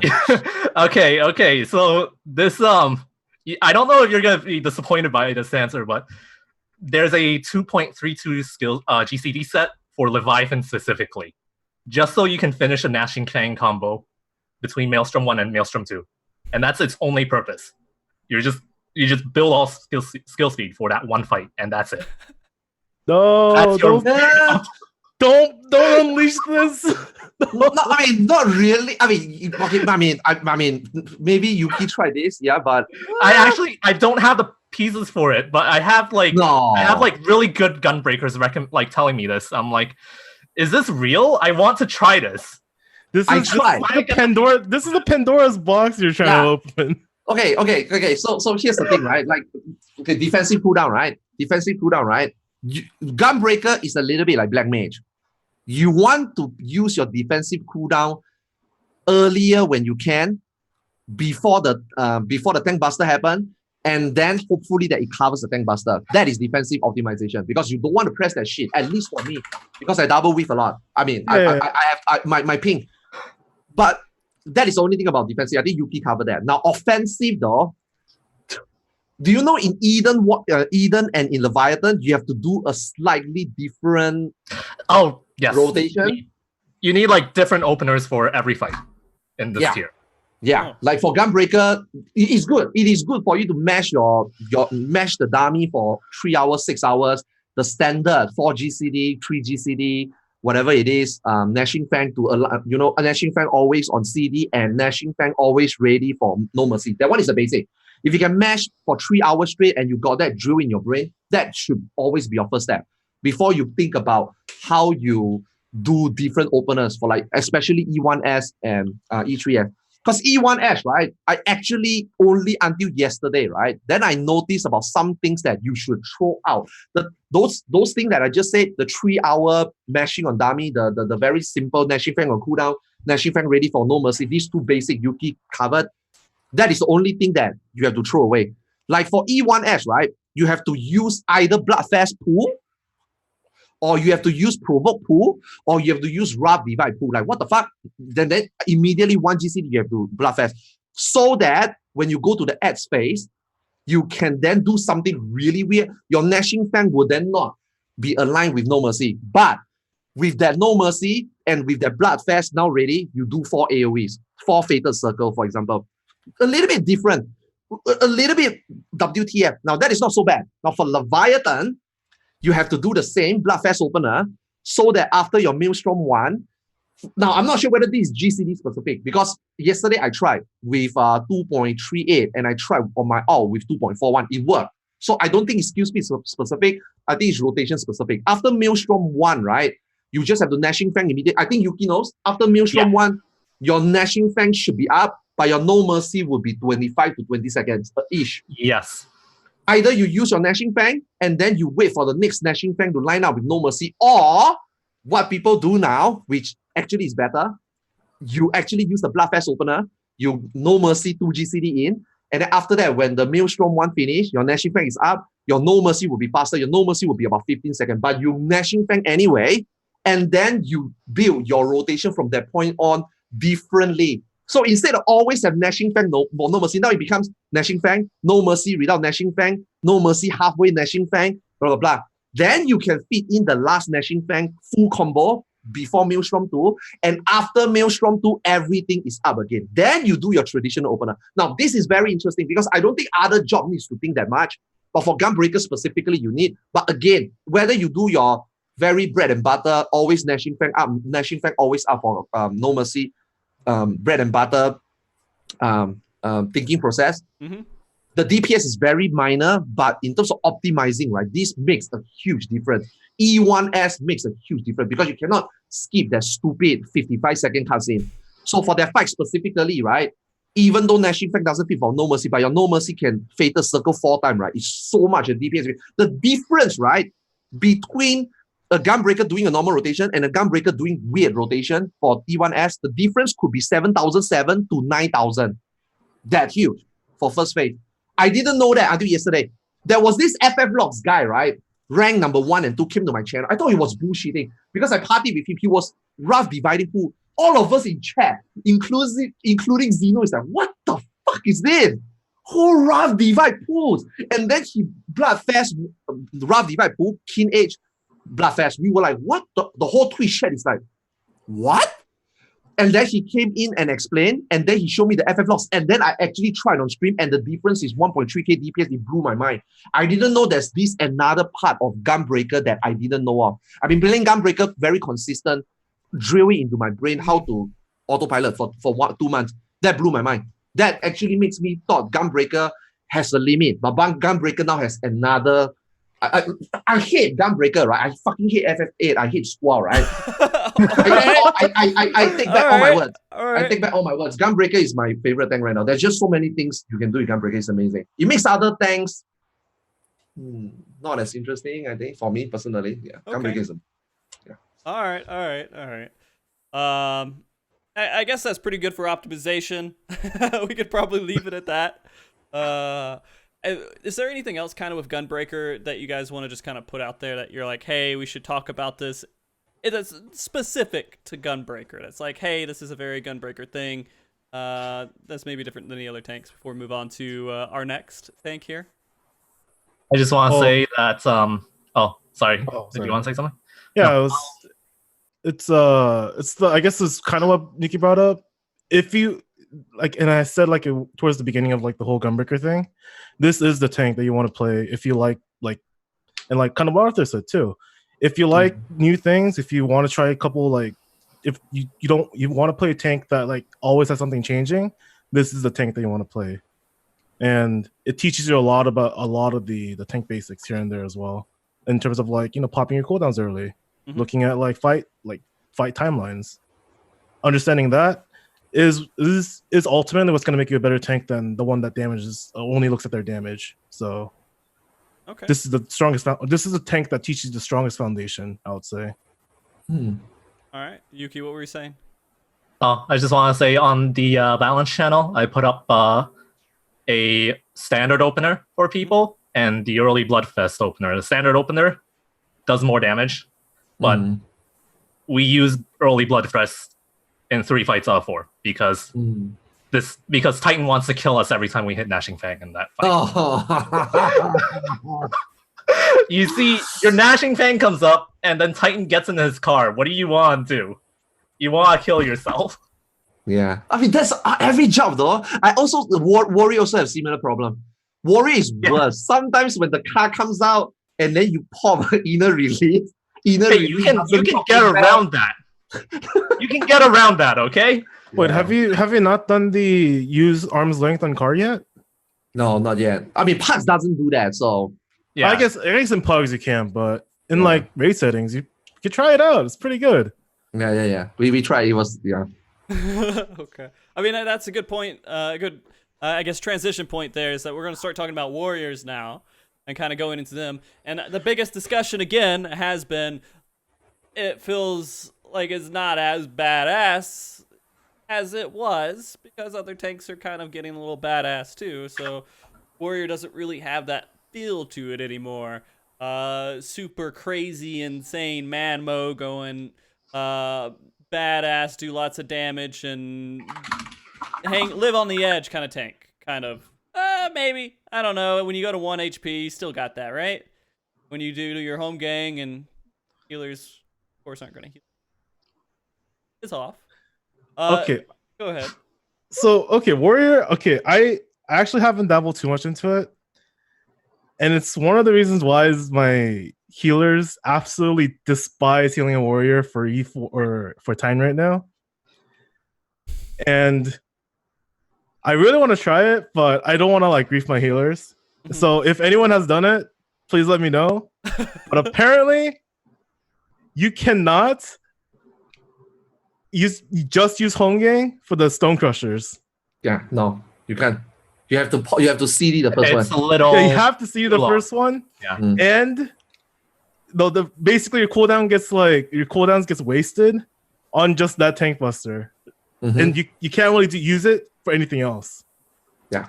Like for all the other for the other tanks, you can just invuln and then you just ration out your cooldowns for like the auto attacks here and there. But warriors, that one tank out of the 4 that literally can't do that. But warrior can self-heal. This is why equilibrium is so good. You can trio battle, and I think equilibrium gets buffed from trio battle. That's why you can use trio battle, pop your cooldowns, and then you equilibrium. So healer don't really need to heal you, but I mean they still have to get you a healthy amount. I mean, not really, because if you are not top or you are 50%, you can just equilibrium yourself to full, take that hit, and then you home gang. So in a way, you can cover yourself, but in a way, you cannot use the other cooldowns for say auto attacks. So yeah. Okay. All right, I guess that's fair to say. Besides being kind of disappointed a little bit with Warrior and kind of, is there any other like big topics there are with Warrior besides the home gang barely? Well, Warrior has like 2 problems. One, direct critical hits. They don't interact with half the raid buffs in this game. That's your Warrior just doesn't scale well with the raid. And because of that, they're just not doing as much damage as everyone else. Just they have to have like some sort of damage buff. Like it's fine that they can be independent from the raid's damage, but they just don't do enough damage right now. So they should get some sort of damage buff, or just remove the direct crit like mechanic entirely and let them interact with the rest of the party. Okay, I want to interact with my Scholar and Dragoon. Why is that? Why am I not allowed to do that? That's what I hated the most about like Stormblood. And the other thing is home gang. What was good about home gang was obviously the 3-minute cooldown from before. That's what made Warrior OP for literally the entire lifespan of the job. But right now it's underutilized because 1, there's not enough tank busters.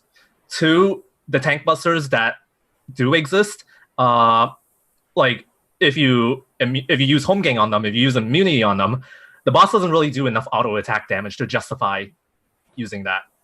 Like, what are you going to use your auto cooldowns on? What are you going to save them for? Bosses don't do enough damage. You can just use like cheap cooldowns like Heart of Stone or like TBN for like AoE attacks. You don't have to use like Rampart. There's no advantage in using home gang for these tank busters. And like Leviathan has 4 tank busters in the entire fight. It's like a 10-minute fight. Right. Like nothing home gang saves nothing in that. Titan actually does enough tank busters to justify home gang usage, but Stone Crusher. Right. Yeah, Stone Crusher lasts too long for home gang. So there's a lot of problems with it, and half of it is fight design. So while I don't necessarily think home gang is like much worse of a skill, I just think fight design doesn't allow for good use of it right now. I mean, to kind of go into a side topic here with invulnerabilities and everything, obviously within the last 2 fights, you can use invulnerabilities to do some decent moves, right, on the tank busters and everything else. The first 2 have no requirement for invulnerabilities at all, right? No. There's nothing that you can use it on, and you can be like, we need it here. This is a great place to put it. It's always like, I could put it here, and it will be slightly better, maybe. Yeah. Which sucks. I would say for Warrior, Gunbreaker, and Dark Knight in a way, because you're always going to really low health each time, and you may not be healed as a Dark Knight and may just die anyways. Yeah. Paladins we'll talk about that later. Do we have Dark Knight? Yeah, we do. Talk about that later. Holy fuck. Yeah. But for Warrior now, yeah, okay. In terms of invulnerabilities, it feels like they don't matter until you get to these higher 2 fights, and Warrior is losing that plus, or at least losing what the other tanks have in the last one, which removes them from homogenization, but not in a good way, right? Yeah. Okay. All right. That was the only point. Really community dependent, man. Like NAs, right? Value home gang so much more than JP. For JP, right? Home gang is just another invuln. They don't really abuse or optimize home gang. I give you an example. Kafka. What is that thing? What is the move called? ultimate something. Embrace. Ultimate embrace. What does NA do? Home gang, inbound, home gang, share home gang, right? The 5 ultimate embrace, right? JP will always only home gang, inbound, share. So they will never, the JPs will never look at home gang the way we look at home gang. Oh, we say we now, yay, because now I'm NA. Woo! they never value home gang so much. For them, right, home gang is just another code. If they don't use it, they don't use it ever. For us, right, we can use it, we use it. So I think the usage is different. Like JP don't value home gang as much as we do, yeah, which is a shame because when I joined my JP group and then when we were like helping people for UCOP and UU, right? So we did some God Kefka, right? I told them let me home gang inbound, home gang share home gang. They were like, you can do that? Yeah, it was impressive. But now, home gang has become like Yuki says, it's not like using it. Is actually optimizing. Actually, using home gang is like, why bother? A lot of times you might as well don't home gang. It's actually better not to home gang. Well, not to depend on it. It's just like I might die here, so maybe I'll use it, kind of thing. Is that maybe why you would use it in Titan? Just in case, like just. Titan, you have to. Titan, you just have to. Oh, okay. Yeah. You just have to add in your other cooldowns. Titan, you have to. Yeah. All right. I did get one comment about Onslaught. And a lot of hate towards it. Right. Okay. God, that's. Can you guys tell me why? I love Onslaught. Onslaught is literally the worst thing that. It's also simultaneously the best one. Yes, I love Onslaught. Yeah. Explain it to me. Explain why. Sorry. I just want to say, please give every other gap closer 20 yards. It's really nice. Yep. Yes. Mm-hmm. But Aria, go ahead. Okay, Onslaught was somewhat of a niche use for a lot of people in Stormblood because it's like there was like a polar you can for example, you and I run polar opposites. I used Onslaught as a way to uncap rage for that trick window without inner release. But for Yuki, he didn't use inner or Onslaught and used Fellcleave instead to uncap his rage.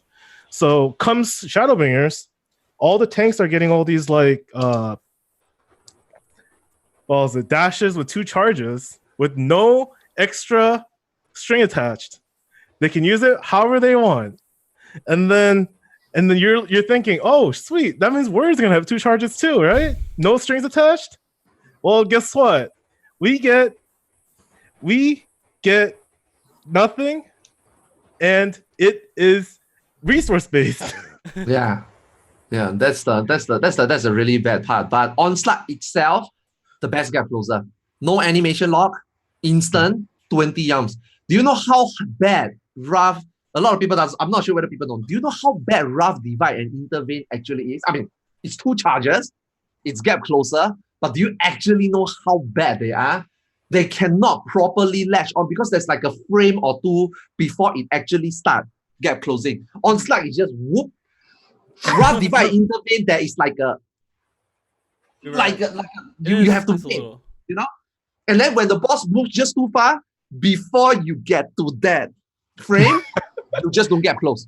They need to make all gap closer 20. But to be fair to Warrior though, and Onslaught though, if they have to make everything 20 yums, then I think Warrior Onslaught should be 2 charges. I mean, there's no reason why Onslaught shouldn't be 2 charges. I think it's an oversight. I think Warrior as a whole, right, not just Onslaught itself, right, the Fellcleave mechanic, the gauge mechanic, right, it's just Square Enix. If it ain't broken, don't fix it. Because it works so well, right? So I think it's an oversight. I just think it's an oversight. I mean, I don't think they want to change Warrior. It's worked like so well for all of Stormblood, right? Yeah. So why would you change it? Dude, it sucks though. So I think for Yuki, since he never used Onslaught off cooldown like me, it's probably easier on him. But if you use Onslaught outside of your inner release window, it's a DPS loss instantly. Yeah. Now it's pretty bad, yeah. And because how I was playing Warrior and Stormblood, I instinctively just hit it. And then I look at my bar, and I'm like, why can't I Fellcleave? And I'm at 30. I'm like, I look at my Onslaught, I'm just like, it's on cooldown. I'm like, why is it on cooldown? And you just don't know. It just whatever my muscle memory told me, or whatever muscle memory I developed, it just keeps hitting it. I just can't stop hitting it. I understand. I have that issue a lot too.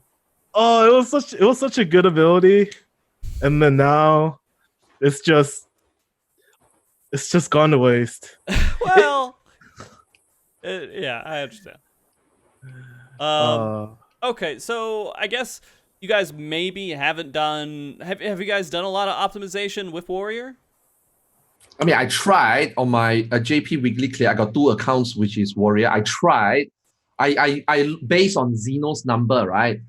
So I tried. Let me tell you, it's not easy to optimize. The Warrior is still the same to play, almost the same to play, except for some muscle memory, disalignment like Aria, because I also do a little bit. Like sometimes, right, when I see my gauge 90 and I need to pass, I'm like, yeah, let me just Onslaught. Then when I press Onslaught, I'm like, no. Maybe I should just fell cleave. You know, fell cleaving, your inferior goes down, you kind of gain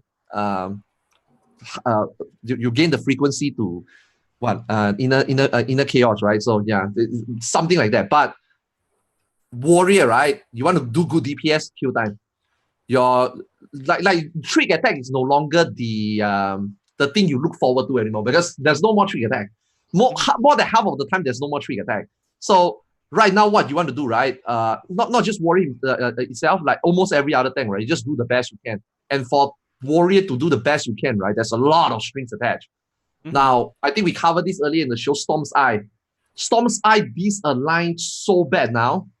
Actually, I haven't played to the point where I don't understand why Storm's Eye is such a pain now. I mean, I know the pain, but I feel there's a problem with Infuriate and Inner Chaos. Like, it's amazing, right? Pressing Infuriate, Inner Chaos, do so much potency, direct hit crit, it's amazing, right? But then it just makes your eye management so much worse. Back then, it's like, okay, you put it here, you put it here, you put it here. Now it's like, do I put it here?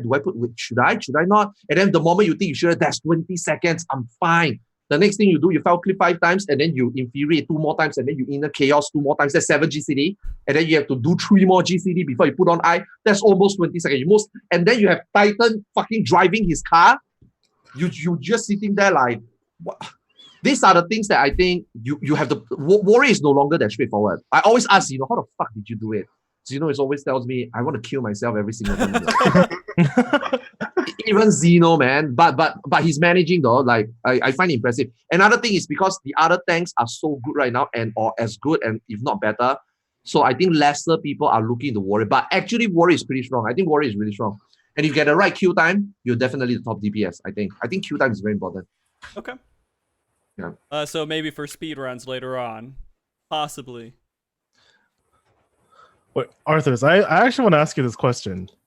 How many times so far have you done, when you're doing an opener, you accidentally hit inner release before you use your inner chaos? Actually, not that much. Surprisingly, not that much. Because I play all the other tanks before. It's like I try to clean slate myself before I play Warrior. Because I haven't played Warrior since I moved to NA. I played too much Warrior already. So when I come to NA, my main haven't played Warrior. So I didn't, when I go pubs in Alpha Skip, I didn't play Warrior. When I do Ultimate with Zeno, I didn't play Warrior. When my Warrior is only 76 on my main. It's only my 2 JP outs that is 80 that I do with my JP weekly clear. So I actually restart as a clean slate, which is good. Because now I also have the same problem with Onslaught. My inferior, okay, it happens. Sometimes when you're inner releasing, you see, okay, I'm not sure whether you got this problem, Aria. Okay. Infuriate being 2 charge, right? You know you can actually keep after 1 charge. But the moment you see it on cooldown, you just press it. Or 6 seconds on it, you press it, fell clip, so that it comes out. Then you're like, wait a second, I don't have to because I can fail. That happens to me a lot. I think that is where you min-max your Warrior. Now, it's very easy to say, right? Hit infuriate, inner release, inner chaos, hit infuriate, inner chaos, fell clip, hit infuriate. Always keep it on CD. But actually, it's not that simple. You should be keeping infuriate where you think is like better. I don't think I'm that level yet.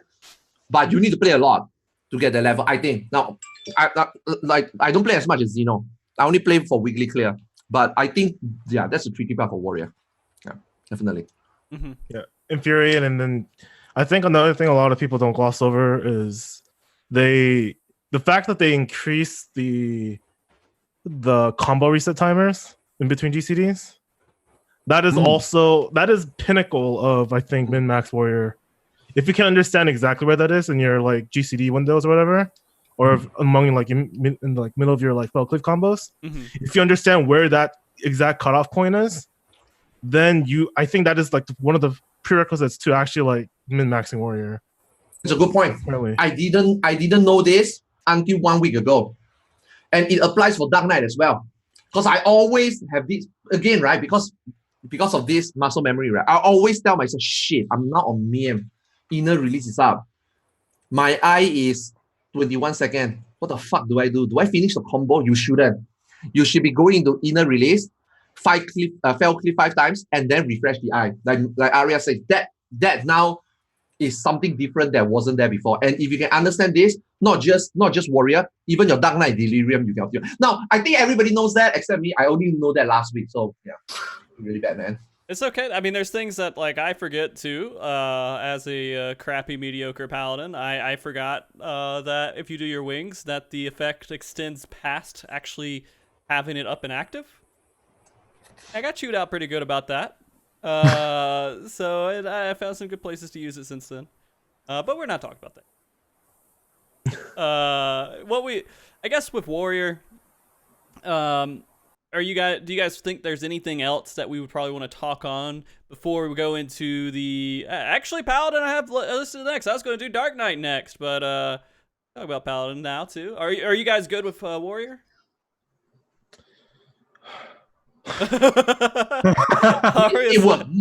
Need a little bit of work. Warrior needs just a little bit of work, a little bit of refinement.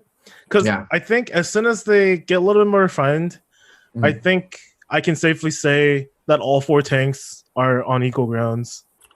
Warrior is the least played tank for Savage right now. If you look at Titan kills, I'm looking at FF logs right now.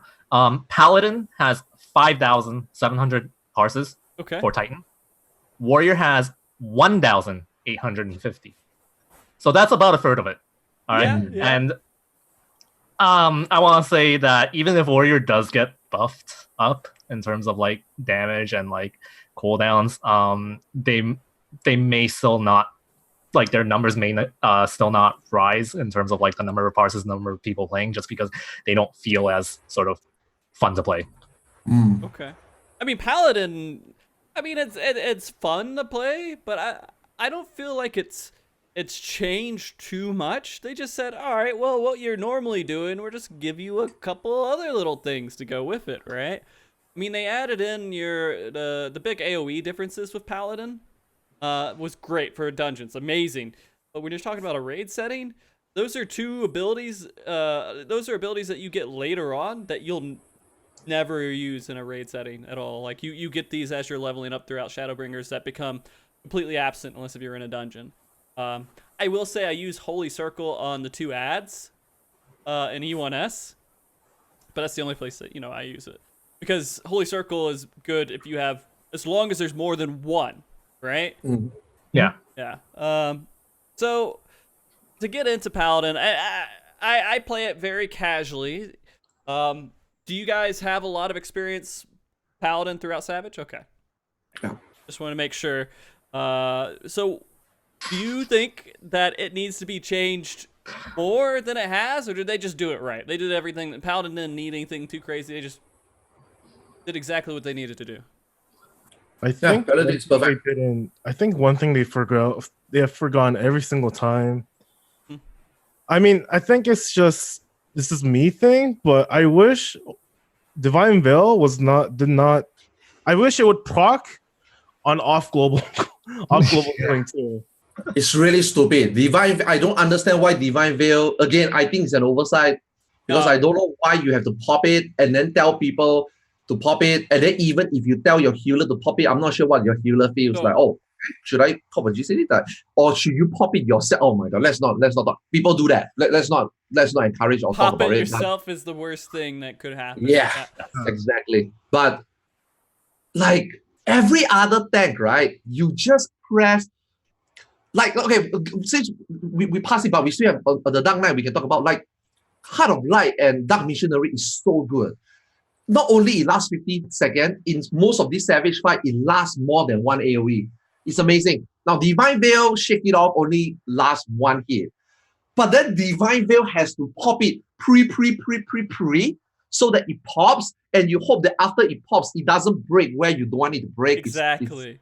Oh God. I'm going to say that this is probably something, if I'm going to give credit to Square Enix, they have different things where they say, all right, well, this is skill dependent and timing and coordination dependent ability, and this is non-coordinated, easy, straightforward ability. And then Divine Veil is a coordinated ability that just doesn't work most Party Finder unless, I mean, you have to feel it out, right? The first wipe, you're like, okay, I popped it here, did it go off?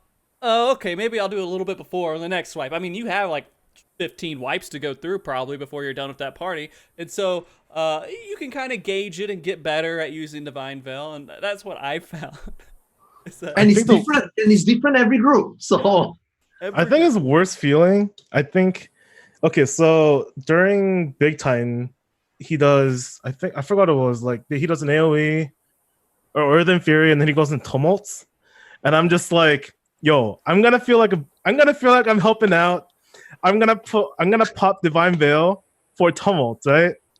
And then I pop it, and then when the Tumults end, you still see Divine Veil on your bar. And you figure out that your healer has been healing through that, which is purely off globals. That's literally the worst feeling. And then it gets popped afterwards because like the tanks are getting hot. Aria, I got an opposite story. I was like, let me pop Divine Veil so that when they heal Tumult, it will be up for the voice. And then mid Tumult, it popped, the shield went off, and then Tumult broke it, and then I still don't have shield for voice. I'm like, how am I gonna plan this? How am I gonna? And then I tell myself, okay, why not? I win for Tumult that 5 seconds, and then after that, I pop Divine Veil so that when people top me off, the veil pop, and then I got veil for the voice. So I did it. My wings went off. My wings went 5 seconds, right? Tumult, and then I like use veil, and then after that, they already top people off for the voice, and then my Divine Veil doesn't pop for the voice, and then it just never pops anymore or useful anymore. I'm like, what am I supposed to do? It works different every single time. It's annoying. It's I'm okay with it. Bad experience. I'm gonna be honest. I'm okay with it being like in the situation it is, because again, as we were talking about some of the other tanks so far, they all kind of have things that are goofy or a little bit wonky like that, right? So we gotta give Paladin their wonky thing, and I think this is kind of just their wonky. I mean, they got two, right? So maybe that's why they want to make it like that. Well, I mean, okay, so the other thing, and I wanted to bring this up earlier when we were talking about it too, is you guys were talking about how in your rotation with charging with Paladin, it has the two count to it. I have the habit of always using it as soon as I can. It's up, I use it. It's up, I use it. It's up, I use it.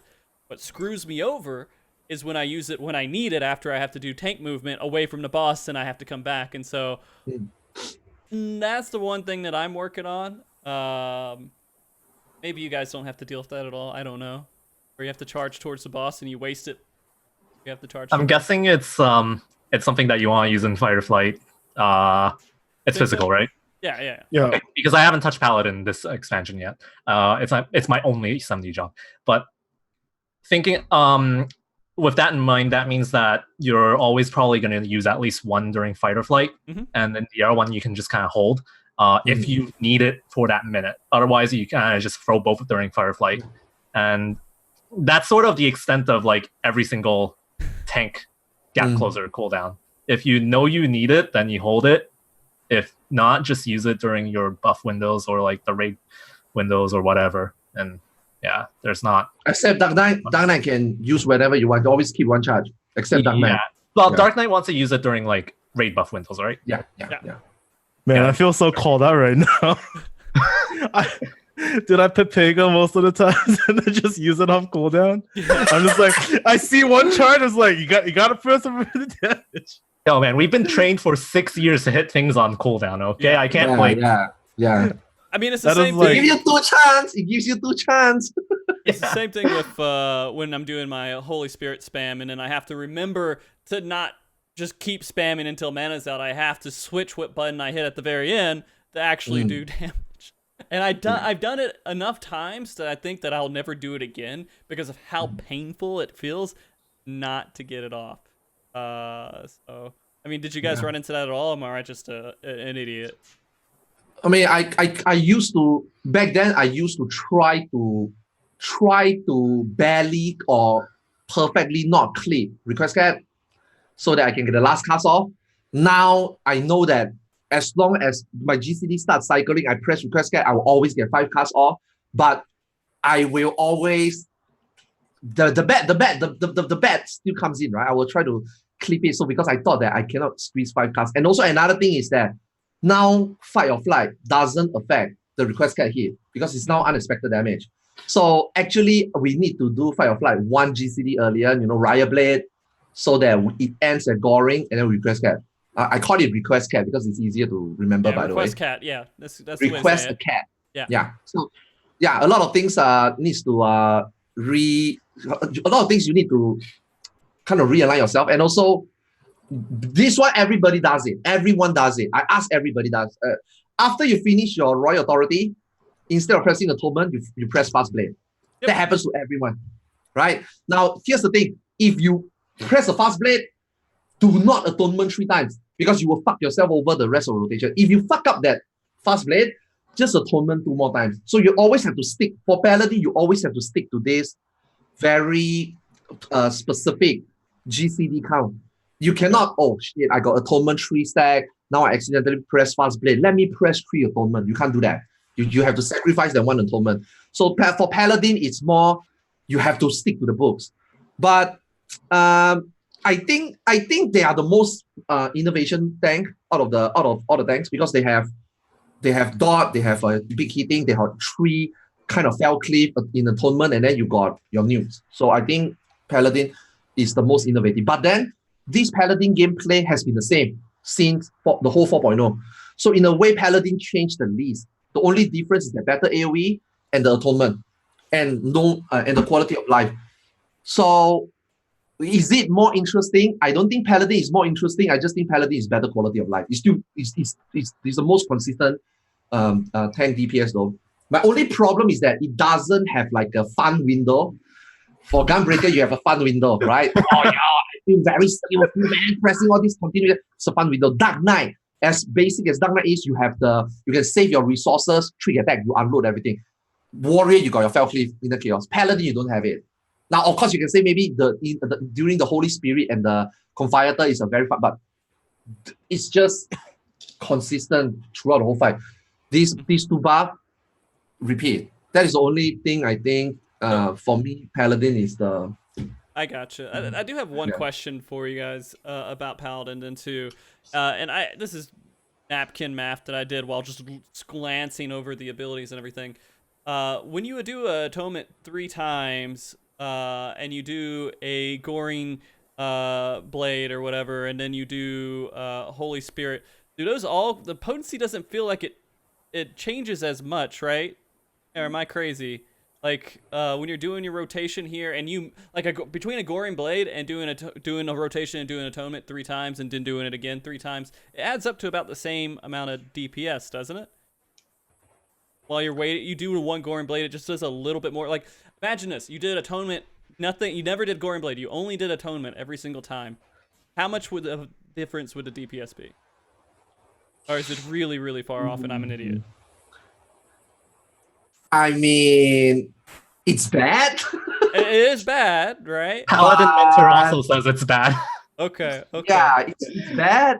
Obviously not recommended. Is there a difference? Obviously. Well, so before, if you did that, you were fucked, right? Like it was really like Goring Blade was your big damage at the end. But now it feels like they close that gap more.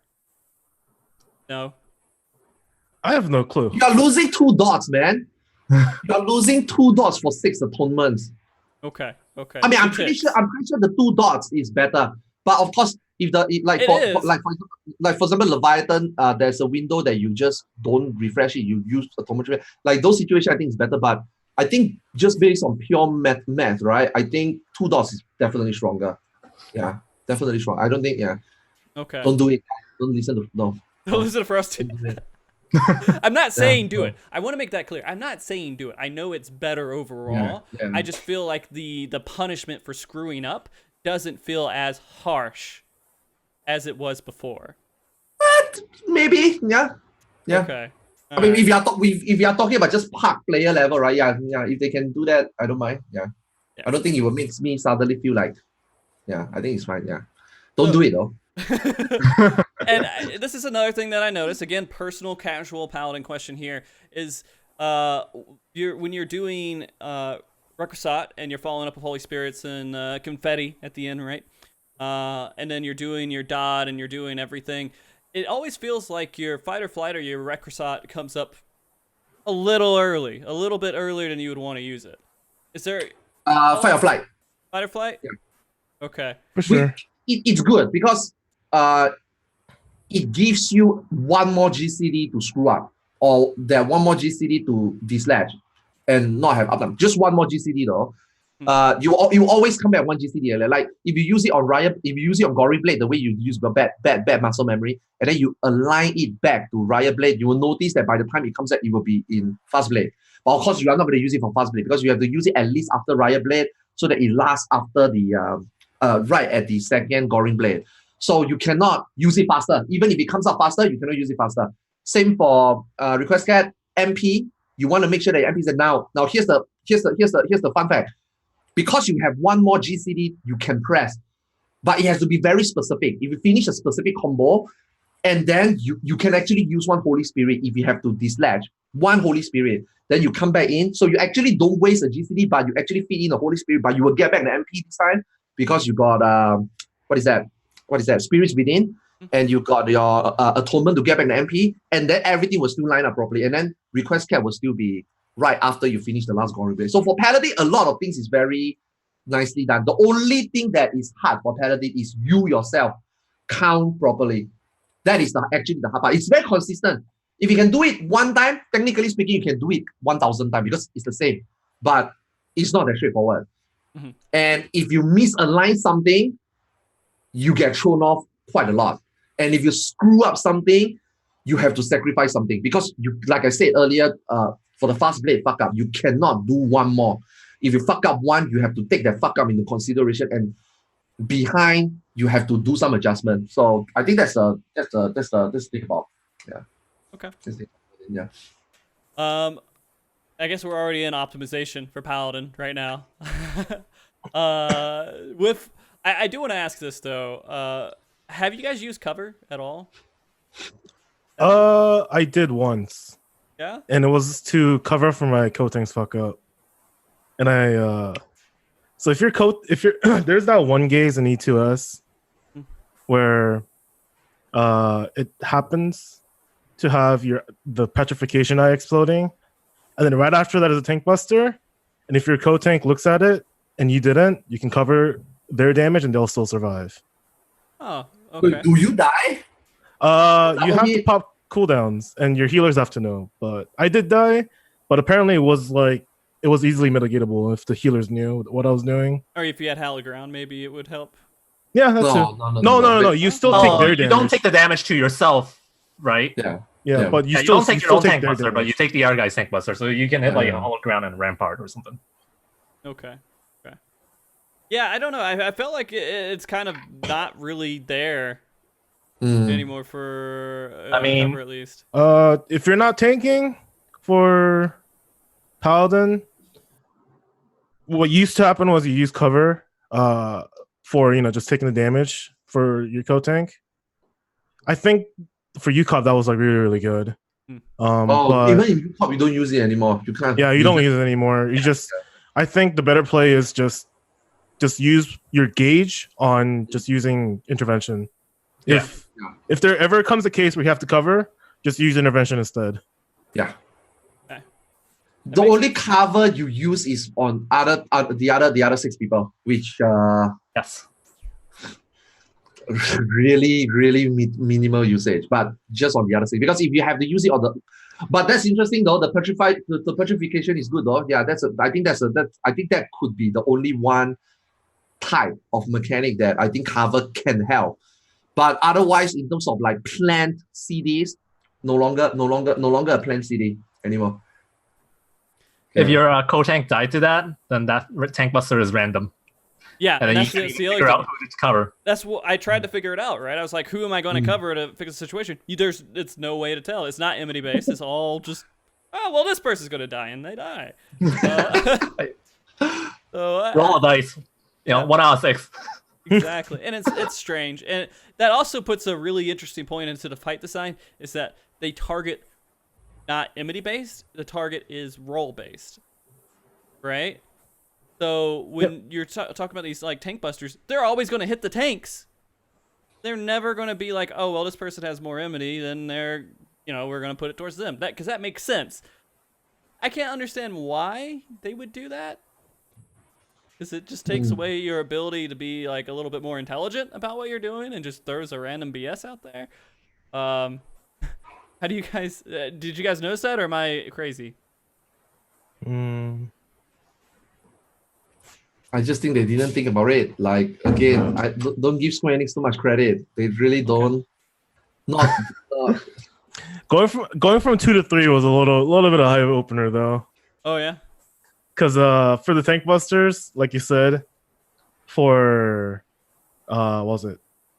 For E2, tank busters only targets the tanks, and it like it basically randomly targets if one of or two of the requirements are not met. Mm-hmm. But for her E3, that's what you would also think for the auto attacks. But that is enmity based. Is it? Yeah. Okay. So second. So if a tank dies and they come back up, normally you expect, oh, the tank's just gonna get autoed. But I've seen multiple occasions where the tank also thinks that way, or they don't know how it works yet, and then they legit just see a DPS die, and then they'll like say, you can see in their party chats, fucking provoke. Yeah. Oh man. Titan as well, right? Titans, yeah. Titan's just role based, I believe. No. The blue circle. After they do the knockback at Titan maximum, you have these 2 stone on both tanks, right? If you didn't provoke, even if the tank is alive, someone in the party will get it. Yep. I'm not sure whether that is. It's number 2 in Aggro. It's number 2 in Ebony, I think. I mean, right? See, here's the thing that's strange too. I don't know why people don't just wait one, like after the opener. Like, okay, you do your opener, everybody does their opener. Just throw tank stance up, right? After your opener, yeah, just throw your tank stance up, and you'll be second in enmity pretty quickly. And so I guess a lot of people just forget about it and just stay out of tank stance the entire time. But if you're off tank, you don't have to stay out of tank stance. Off tank, keeping tank stance on and off is difficult, okay? All of us who has off tank has this problem that we forget to take it off at the start and put it on after opener, okay? All of us done that, okay? Like, I lost count the number of times Zeno yelled at me, your Arthars tank stance is on, your Arthars tank stance is off. Wait, is it on or off? Like, it's not easy, okay? It's not easy. Okay. Off tanking is that is one thing. It's not easy, man. At that point, it's just rite of passage. This is where provoke enmity comes in handy. If you're polling, just provoke, and you have forever. All right. The other thing with Paladin is kind of just I mean, we already talked a little bit about optimization. What do you guys see that might be things that people don't really think about when we're talking about defensive or offensive things you do in Savage to make Paladin a little bit better? I'll say this, and again, I'm bad Paladin. I don't expect to do really good with FF logs. I expect to do really horrible, or at least get blue, right? Get like average. I usually just get average, and I accept it and go from the party finder parses that I get. But when I get an E2S, I get like 18%. I don't know why. What is with E2? And people have told me this as well, that they have trouble passing some barrier with E2S and getting higher parses on it. Is it just because there's something wrong? It's most likely due to boss positioning and. I don't get hit by the boys. No, it's not that. It's the boss like literal positioning for like most of the mechanics on how fast your co-tank or you yourself moves the boss, and another part of it comes from the flare up time. Okay. We are just talking about tank, right? Well, yeah. Okay. At the moment, FFLOX, right? If you're a tank, right? Yeah. If you are not in the static, you don't have a weapon by now, not funneling gear to you, don't expect to do anywhere near orange or even purple. A lot of people up there have got crazy gear. Like for me and Zeno, we do the main and out system. You still need to come down to luck, whether the best in slot pieces drop. And also tank also kind of need a lot of tome gears. Now, some people might get lucky. Like, for example, the headpiece is not good. The Eden headpiece is not good. But maybe their whole static already have it. Nobody wants it. They use it temporarily, 470 gear. These are the things that a lot of Paladins up there on FFLOX have. They have unwanted gears. They have good 470 gears. Some of them even have weapon already. Again, lucky drop. Tanks, right? It makes a huge difference. Whether you got those gears and you don't have those gears. Like, I look at my main Gunbreaker and my alt Gunbreaker. The difference in DPS is about 800 to 1,000. That's the difference between orange, 97, 99%, and 70%. It's huge. And like for Frosty, you don't play a lot. Turn 2 is a fight that you have to play a lot because you get 99% full up. I've played it a lot this week. I'll just say that. Not enough. Okay? Okay. Like for your full crafted gear, I would say if you do your absolute best, right? Purple at most, really. It's not. I didn't even have full crafted gear, and I have some Materia 7s and some of the. Then why are you complaining about 18? Fair. I have been very casual about my ability to do any kind of high DP. I mean, I want to do good DPS. I want to be a good average player. I want to be enough to be like, this person is not hindering us from clearing it. That's who I want to be. I don't want to be the person who's holding them back and then eventually, go up and be like, oh, well, he's carrying our DPS. Sure, as gear gets to me, but I'm not going to be like killing myself over it. This is the casual mentality of me only having a couple nights a week that I can actually raid, but But okay, we did enough Paladin pity stuff for me here. We can go into Dark Knight a bit, which is like okay, go ahead. One thing about Paladin, just quick thing. If you're off tanking, always use intervention on your main tank when you're about to like use intervention anyway.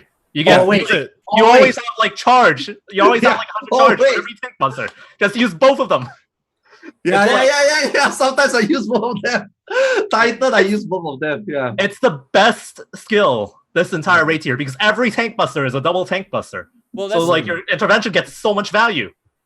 I have this. I got this whole thing set up to where, I hit my main one Rampart or Sentinel or whatever, and then I go into intervention, then I go into Sheltron, and then I go into Reprisal, and I'm just like weaving this defensive thing every single tank cooldown. It feels pretty good, but you have to remember not to use Sheltron, like if you're main tanking, Sheltron on cooldown and actually stop at some, or not on cooldown, but like when you hit 100, you have to let it cap maybe every once in a while so you can make sure you can do the double tank busters. But it's worth it.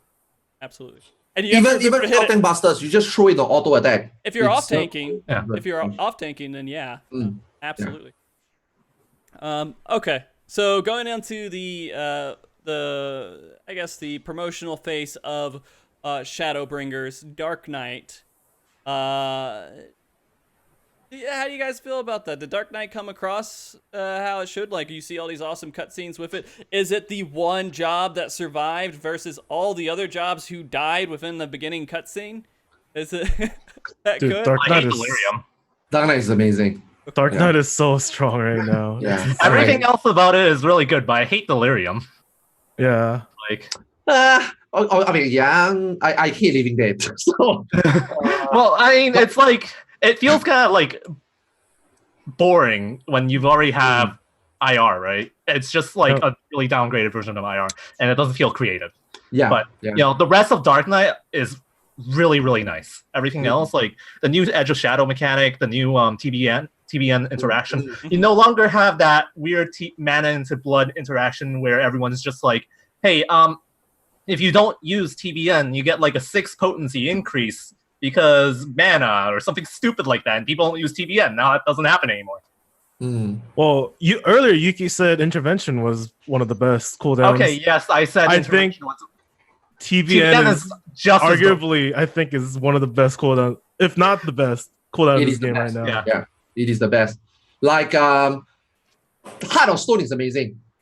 Heart of Stone is amazing. But the thing about Heart of Stone is good for off tanking. As for min tanking, you want to use Camouflage and Heart of Stone. TBN covers everything. For sub tanking, for min tanking, for everything. Like even when you do stuff like the Quieters in turn 2, when you see your healer got 3 stack, throw a TBN.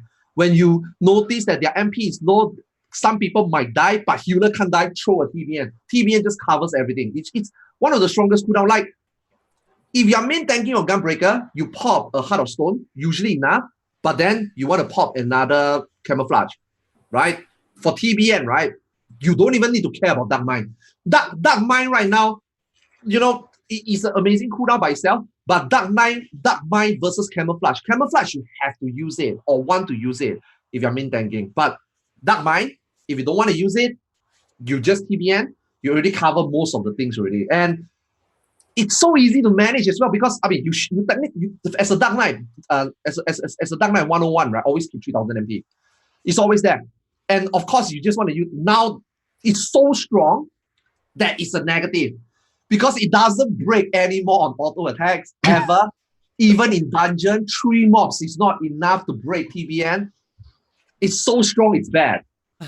So are we saying it's too strong and maybe it needs to be changed? No. It's in a good spot. It's in a good spot. It's weird. I mean, bringing it back to 20% wouldn't do anything. Like it's still the same. You'd still use it the same way. Right now, TBN, you just completely negate AOE attacks. It's one of the best things about Dark Knight as like your main tank. You just don't have to deal with AOE attacks. You don't get that extra auto. This is mostly relevant in Titan because Titan will do like 50k damage with AOE and then like a 30k damage with an auto attack. That's 80k damage on your tank. So you just negate the AOE and it's a lot less damage. It makes progging Titan a lot more comfy. It makes progging E1S a lot more comfy because the shield is the only thing that blocks the gravity attack. Percentage based, yeah. It's really amazing. Dark Knight is really, really good. Okay. The other thing, well, outside of Living Dead, right? That's like another thing that people kind of complain about a good bit too. But that's more of a party finder thing than anything else, isn't it? No. It's more of a party composition, I would say. Even for static, yeah. Okay. If you have a white mage, I think it's a non-factor for most of the cases. But then it does force the first window resources. Yeah, it forces you to use your benediction, so you don't get to use it in other situations that you might, right? And if you don't have benediction, then you might be using heals that don't like do anything except remove Living Dead. Like every other tank will absorb damage. Living Dead, you have to heal. If you don't have Benny, you have to heal like during the Living Dead to make sure you can heal enough. And those heals right there can be just wasted because the boss is still hitting the tank. So and tanks continue to take damage. Yeah. Of course, there are a lot of ways to make it better. A lot of people say, "Oh, pop a TBN. TBN is so strong." But what if TBN doesn't break? That is another anger. Like everything about Living Dead, when it procs, you are wasting something or you have to come up with a subpar plan to make it work. You know, heal more, TBN doesn't break. You waste MP, you waste potency, you waste Dark Side, which is not a problem, Dark Side, whatever. But it's just so much more problem that Walking Dead just brings to the table. No healers like, even when the white mage have a benediction, they don't like to use it on Living Dead. Now, it is the best synergy, right? Walking Dead and benediction, but some healers don't even like. There are points where they can actually feel, I can glare more. I can actually benedict at this part because this part I don't have specific of GCD, and I want to glare 1 or 2 more. Benediction can cover it, but now I have to use my benediction for your Living Dead. So it's like, yeah. I don't know. I don't know how they can improve Living Day, man. I mean, there's a lot of ways to improve Living Day because it's so bad. But I'm not sure what is like the best way to keep it, and then maintain the Square Enix so-called job identity. Take it down to 50%. Like, say you only have to heal 50% instead of 100%. Would that be relatively fair? That'd be nice. It would be better. Your tanks have so much HP this tier, and your healers don't heal as much comparatively as before. And also, one thing, no more convalescent. So yeah, that's a huge thing. Yeah, for Living Dead. It's synergized so well, right? Convalescence and Living Dead, but no convo, no largesse. All adds up. Yeah. All right. So let's get into the optimization side of here with Dark Knight. Again, going through some of these fights, what are the things that you're noticing with Dark Knight that definitely makes you a better Dark Knight than the average Dark Knight? I haven't really noticed that much. Really? There's nothing out there that you're like, I do this every single time for E1S and it makes a huge difference that you wouldn't do in just your normal dummy rotation? Oh, you mean for Dark Knight individually, like yourself? I mean, Dark Knight is straightforward, right? You put on your dark side, it's straightforward. But because it's so straightforward, on average, it is just so much better. But I don't know, man. Some parts just find a way to do 3.7k DPS on turn 1, man. Like, they have 10,000 MP the whole time. Like, how? Like, what? I don't understand. Like, how do you do worse? How can you not do at least a certain average level, right? But people find a way. And I don't know how they found a way, but I think Dark Knight, out of all the other tanks, right, is the most straightforward. Once your dark side is up and you're pressing your 1, 2, 3 and you're not overcapping blood and you are using Delirium blood weapon on cooldown, even not using during raid buffs. I mean, if you use on cooldown, usually they are in raid buffs. And it should work. It should just work. Like, it's not the most powerful DPS on paper, but because it's so hard to fuck up, right? And for fights like Titan, right? Overall, it's just so much more comfortable. And the cooldowns are amazing. Yeah. So there's not like I guess. Go ahead. Go ahead. So just, I guess, only real advice I can give for like any of the Dark Knight players out there is you don't really have to watch your mana per se, because most of your burst just comes from aligning Delirium with the raid buffs. So just make sure that you at least have 3k mana and never be capped. And that's basically only thing you have to keep in mind when you're playing Dark Knight. Most important, yeah. Just those conditions are met and you're good. And you're playing like Dark Knight as optimal as you can, I would say. Okay. Like there's Galaxy Brain one, obviously. Like, a trick attack is coming. If you ever have a ninja rare, like, you can save MP. Obviously, if you play with a ninja, you will know how to save resources. So 3k is the minimum. But let's just say if you play with a ninja, you have indicator to know when trick attacks up. You have your Abyssal Drain, you have your Cup and Speed. These are indicator that your trick attack should be almost up. Just save a little bit more MP. Of course, don't try to cap because your blood weapon is up. That gives you MP. But there's Galaxy Brain thing you can do. Throw a TBN, break it, keep that proc, keep MP, use 4 Age of Shadow. That is the best. Good luck breaking TBN properly, though. So in Savage Fight, it's not really a problem. Yeah. Savage Fight, there's a lot of places you can really easily break TBN. But yeah, it's only a problem if you're doing a dungeon. Okay. So keep it. I think this is the main optimization for Dark Knight.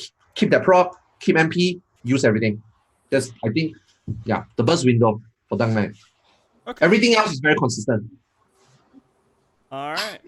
So we're getting to the point to where we can probably ask a couple more questions here, then we'll get into viewer questions and everything else in general.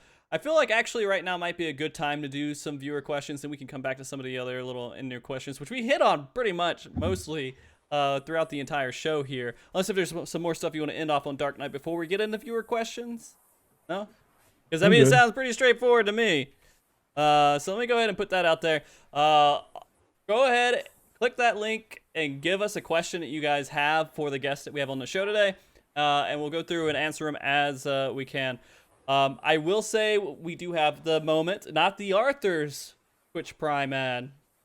I need to make one for you, right? But we do have one here that we're gonna throw up on the screen, and then we will be back here in just a minute. So hold tight, guys. That button even works.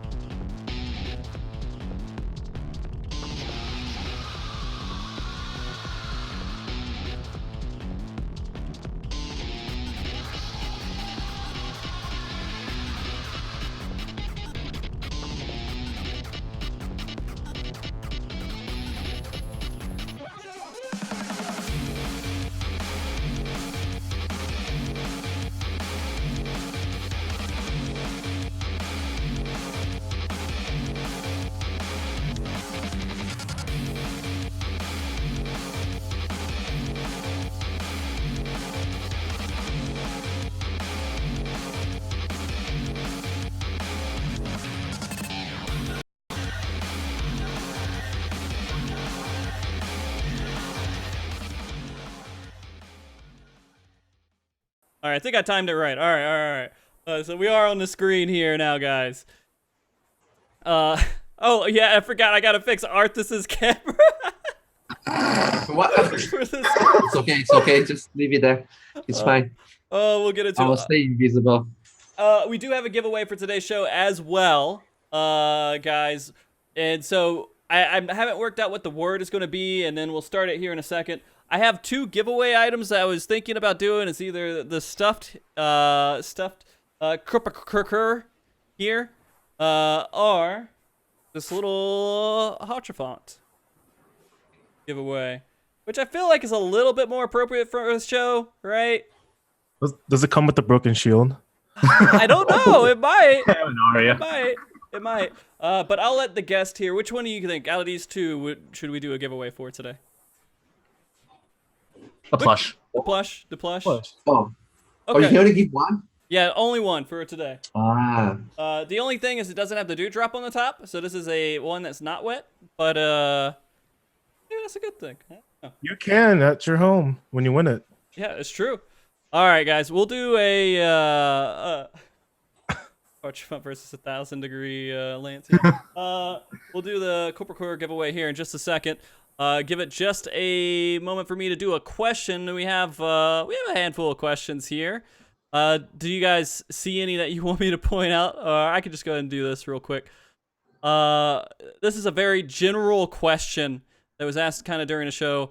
What is the best tank? Even though they're all balanced, even though it's all good, if you had to say one of the tanks were the best, which one would you say was the best? Wow, this one is subjective, man. Gunbreaker. Yeah. Gunbreaker. I mean, I am the Gunbreaker manner. So Gunbreaker. Yeah, Yeah, the mentor for Gunbreaker. Yeah, it depends on like what we're looking at. Again, Yeah. for Prog, I think for Prog purposes, I think Dark Knight TBN and Paladin just having like 2 AoE mitigation is just a much better combo than anything else. But Gunbreaker does more damage, so if you're farming, then Gunbreaker and Paladin. Okay. All right. So Gunbreaker is the most fun. Would you say that? Currently, yeah. As it stands, it's probably Fresh, right? It's refreshing. Yeah, it's in a honeymoon phase still. Yeah. All right. I just threw all of Zoom on there, which had no important information, I think, hopefully, to get Arthur's camera fixed. You just saw all of us at the same time. I was just trying to fix the scene here, which I think I got it. I got this. All right. So the next question we have, we already talked about this. I'm going to skip that one. Do you feel like tanks require more healing in raids compared to previous expansions? I feel like there's less. Yeah, less? A lot. Yeah, we got so much cooldown. We have so much cooldowns. There's less tank busters. The auto attacks don't do anything. I think where you get healed less. Maybe with the exception of Titan, but Titan is like normal final tier fight damage. Yep. So, and I think like Titan Phase 2, he barely auto attacks too. So I think it's like a lot less healing, if anything. Maybe it's like the healer spells themselves, they don't feel like they heal as much as before. Maybe that's the difference. Okay, you feel like the healers are overall weaker in that, or like the ability to do the healing is harder than it is than tanks. The ability to like fully heal you from healers is like a little worse, I feel like. Okay. I'm gonna do the giveaway. I want to say something here before we do the giveaway. Too, we do limit this to U.S. only. This is a U.S. only giveaway because shipping is so insanely expensive. But I do have a new rule. I added to it. I think you guys need to know about this rule. So if you do enter into the giveaway, you live in Canada, you live in Europe, or anywhere else, and afterwards I find out that's the case, I'm going to give the giveaway to myself.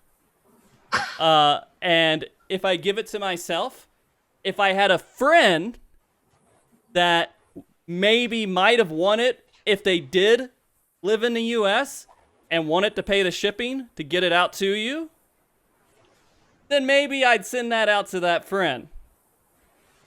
I don't know if that makes any sense.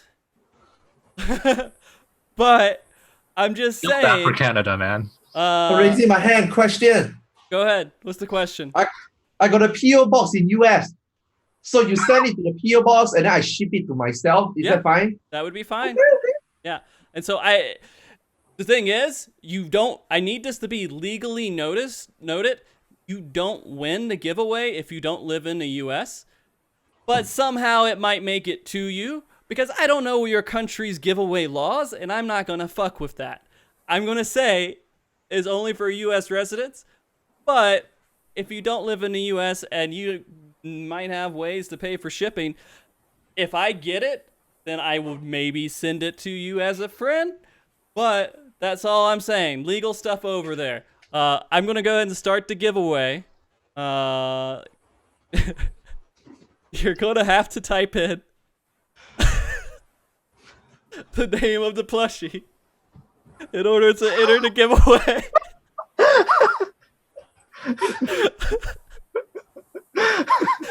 Trying to get on PF right now, dude. Type that in order to enter in for the giveaway. And we're gonna go to a viewer question while we're discussing this. This is actually one for Yuki. Yuki, when are you writing your next fanfic? I'm not answering that question. That meme has been dead for 2 years. Okay, dead for 2 years. That's your answer. Go get fucked by Sissy. Jesus. There's your fanfic. Oh no. Okay, this is a pretty long one here. Sorry, I'm still laughing at the spelling of that. All right, here we go. This is about invulnerabilities.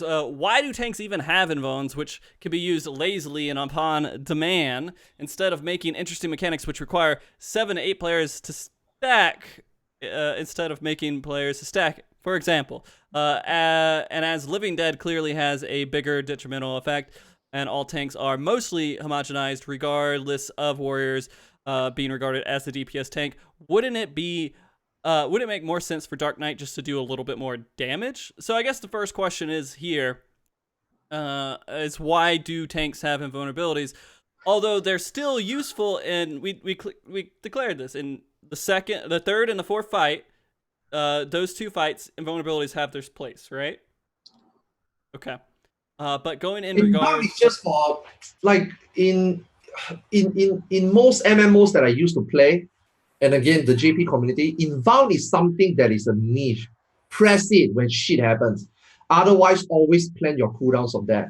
It's just this particular NA community or Western community, right? Embedding inbound as part of the cooldown rotation is an optimized thing. That is the one that's making the big difference, I think. But is inbound useful? Yeah, of course it's useful. It's useful for both old shit and useful for both optimization. So I think inbound is okay.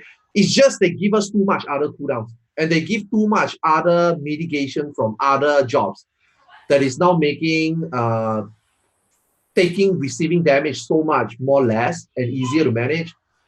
Like you think back about Twintania, you think back about Flatten and Flat you think back about Raven's Bay. Those are tough times, man. You know? Yeah. I mean, to my understanding, again, if I'm going to think about this as it was done on purpose, is that those were meant for not exactly making it part of your rotation within the fight and to make it on demand and required, which Titania, it uses it pretty well, but it's more of, oh shit, things are going wrong. What can I do to make things not go wrong? I have this invulnerability and I use it. And I will say there have been times, and this is again all with Party Finder and Pug and everything else, where if I didn't have that invulnerability, the entire raid would have wiped. And I just have to react and use it in response to the situation going bad. And I feel like that's except Living Dead. Living Dead is when all shit happens and you press Living Dead, shit still happens anyway. Yeah, that is true. Other invuln, when you use it, you know I should be okay. Living Dead, the moment you use it and the moment it procs, which is great, and then that's where you start sweating. That's where your healer starts sweating. When you press invuln, your healer should be like, oh, thank God for Halo Ground. Oh, thank God for Super Bolide. I will heal you up. Don't worry. Living Dead is like, oh shit, you know, like you know what's the worst feeling? You hit Living Dead and it procs, and you just hear both of your healers just go, oh shit. That's the worst feeling. All right. Here's a good question for you, and we'll do the draw here in just a bit. We're gonna go through a few more questions, and remember, you need to type in cur in order to enter. I asked out my crush today, but she denied me. How do I tank this emotionally? Wait, what? You make the rotation to the I guess to your nearest convenience store, and then just buy a 6-pack, I guess. The rotation to get to the rotation is you put the key in the ignition, you start the car, you put your foot on the pedal, you go forward all the way until you crash into the side of the 7-Eleven, and you walk in, grab your beers, and walk out, right? Yeah, there you go. All right, cool. Let's see.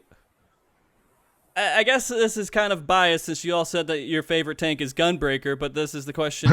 Do you feel that Gunbreaker was the best design tank we have ever had? And I'm going to extend this to other expansions and other points of where these tanks were in the other expansions. No. The best ever design tank that we've ever had. 2 comes to mind. Heaven's Word, Dark Knight. Yeah, there we go. That is I think that is number 1. Number 2 1 in my heart as well. Yeah. Number 1 and number 2 are really close for me. 4.05 patch 4.05 Warrior is the next one. 05? Okay. Wait, what was the figures for 05? That was the 05. Yeah, that was the one where in the release halved. Yeah. And so I can't agree with that because I really, really like 4.05 Warrior. I really do. I roll a whole guy for it. But it's definitely not well designed in the fact that your player cannot pick up 4.05 Warrior and just roll with it. It's just that doesn't work. The amount of skill ceiling that it created was just really, really good. Right, but does that make it a well designed No, tank? I guess not. It was definitely, it was really fun for me to play, and it was really interesting to optimize. It was really fun to optimize, but that doesn't make it a good tank if half the play, if 90% of the warrior player base can't pick it up, and YoshiP had to change it. That's just how it ends. Well, I mean, we could go back to warrior back in 2.0, right? I mean, that's the worst. We were talking about the best, and that is the worst. There's probably YoshiP listening somewhere. He just got his Thanos gloves on, and he just needs to make a snap. Yeah, just put all the warrior mains just disappear. Well, and he's barely doing it. It sounds like how some people are talking about warrior right now. But Because I mean, Paladin, even Paladin, right? 4.0 and 4.0 and 5.0 Paladin, I think is well designed, but is it what most people are looking for? Like for us, right? Like Paladin 4.0, 5.0 rotation is, I think, the most diversified one, most variety one. Like I say, you got dot, you got big hitting. Now you got 3 small fell clip, and then you got 4 magical, and then 1 magical fell clip. It's like it's really well designed, right? But like for me, if you ask me, I think I agree with Yuki. The optimization part is the one that really rings the bell. Like Heavensward Dark Knight, nothing beats that, man. Nothing beats that, man. Like not just because of how it works, also including the war that we were given in Gordius, that you have to play that well to get that number, to get a clear. So in terms of personal, you do great number to play a job that high APM, high optimization, and then you do that much, you feel so good. And then at the same time, that achievement clears you Living Liquid. The achievement clears you Manipulator. That is just the pinnacle, man, for tanking. Heavensward Dark Knight. Yeah. Okay. This is a good question. Follow up on that with Gorillion here. Which changes to Warrior do you want to actually see happen? I want to get rid of critical directed. Okay. Warrior, right? Yeah. That's the worst. That's like the worst thing about Warrior. Just because, like the numbers look great, but you don't interact with half your party now. It's when you actually get to that level where you want to actually work with raid buffs, it just doesn't work. And because of that, your Warrior is actually doing less damage, the least damage compared to everyone else. And wait, doesn't Battle Litany just question, right? Does Battle Litany crit increase the crit damage? No. Oh, okay. So Chain also doesn't then. So it doesn't work with Chain, it doesn't work with Battle Litany, and it doesn't work with what was the last one? Battle Voice. So that's 3 buffs that you generally do have in your party. Or you have at least one of those in your party usually. That doesn't work with Warrior, it just doesn't interact. So I would like to see the crit direct hit thing change. And this also means that Warrior is the only one that has its own set compared to every other tank. You cannot play Omni Tank solely because of Warrior. Or at least you cannot have like min-maxed Omni tanks. You can still do pretty well with the Warrior set, but it's not like min-maxed, right? And you're not going to feel good about that. Arthars, I don't know what's happening with your camera. I'm just gonna leave it, dude. It's just screwed up. I can't. But you can still see me here, right? No, not at all. It's gone now. I tried to move it to like get it back into position, and you just disappeared. I'm done. Yeah, I think it's the connection. No, it's not the connection. No, your camera to zoom is good. It's just the scene in OBS is not working properly for some reason with it. Okay. Your camera's been wonderful the entire show, so you got it. Absolutely. Except for some reason OBS it doesn't want to work. This is a question from Elonavi here, who was actually on the show last week. I'm your DPS, and I just pulled a pack of mobs ahead of you. What do you do? You don't exist because I pulled everything already. Let me pull up the tweet. Oh God, not the tweet. Oh no, I don't know about this tweet. Actually, I don't know if I want to say that. I'm gonna go back. Oh, did it break? You remember Zito's tweet? Oh God, yeah, at the beginning of the show. Yeah, it was. I'll just say, as a joke response would be, you pull, you tank. But serious note, I don't know. I'll just grab it anyway. It's not much of an inconvenience. I need to be put in this situation. Like I agree with Yuki. If we were to tank, we will pull it already, right? Now, for these people, what is the reason why they were behind? What is the reason why they ain't pulling more? What is the reason why the DPS is pulling faster than you? Right? Like I don't like in terms of perspective, right? I don't understand. Because it's not gonna happen to the 3 of us. So it might if our healer brings in like half the eye level with their weapon. Mm-hmm. I had some really interesting healers in leveling dungeons. Yeah. Sorry, Arthars. We have the new I'm the new Overwatch hero now. Yeah. We'll leave it. We'll leave it because I don't want to mess with it too much. I'm gonna stay on this screen for now. We'll do one more question before we actually do the giveaway, and this is your last chance to enter. U.S. residents only, and all the stuff I said earlier about that too. Let's see. Make sure I got this. This was asked earlier. How do you feel about the focus of DPS on tanks as opposed to the traditional tanking skills, such as actively mitigating damage in tank? Like the general focus of tanks and other MMOs, you feel comparatively to DPS jobs deal too much damage? Okay, so I guess the question, if I had to dissect this, maybe you guys tell me if I'm wrong on this, is they're asking, do we feel like this MMO style of having tanks be really good, be declared on how much damage they're doing versus how well they're able to stop damage? That's depend on the fight, man. Like, it's not up to us. Like, if you only give us that 4 tank buster in a 10 minutes fight, what do you want us to mitigate? We got 5 cooldowns. There's 4 tank busters in 10 minutes. The cooldowns maximum is 3 minutes. 3 minutes, right? Not counting inbound. What do you want us to do? There's only so much we can do. It's the same for healers. If there's only so little for healers to do, they're gonna DPS. If there's only so little for us to do, we're gonna DPS. So where else can we mitigate more? If there's nothing more. DPS is not even related to your tanking ability anymore. Yeah. Like you don't have tank stance like losing you damage anymore. There are 2 separate things now. All right, we're gonna do the giveaway, guys. Let's see who wins this. Let's see. Cosmew. It looks like. My. Do you know Cosmew? Sort of. Sort of. Okay. Sort of. I'll go say hi to him next time in Toronto. No, I mean in the States. Oh, okay. I'm about to say.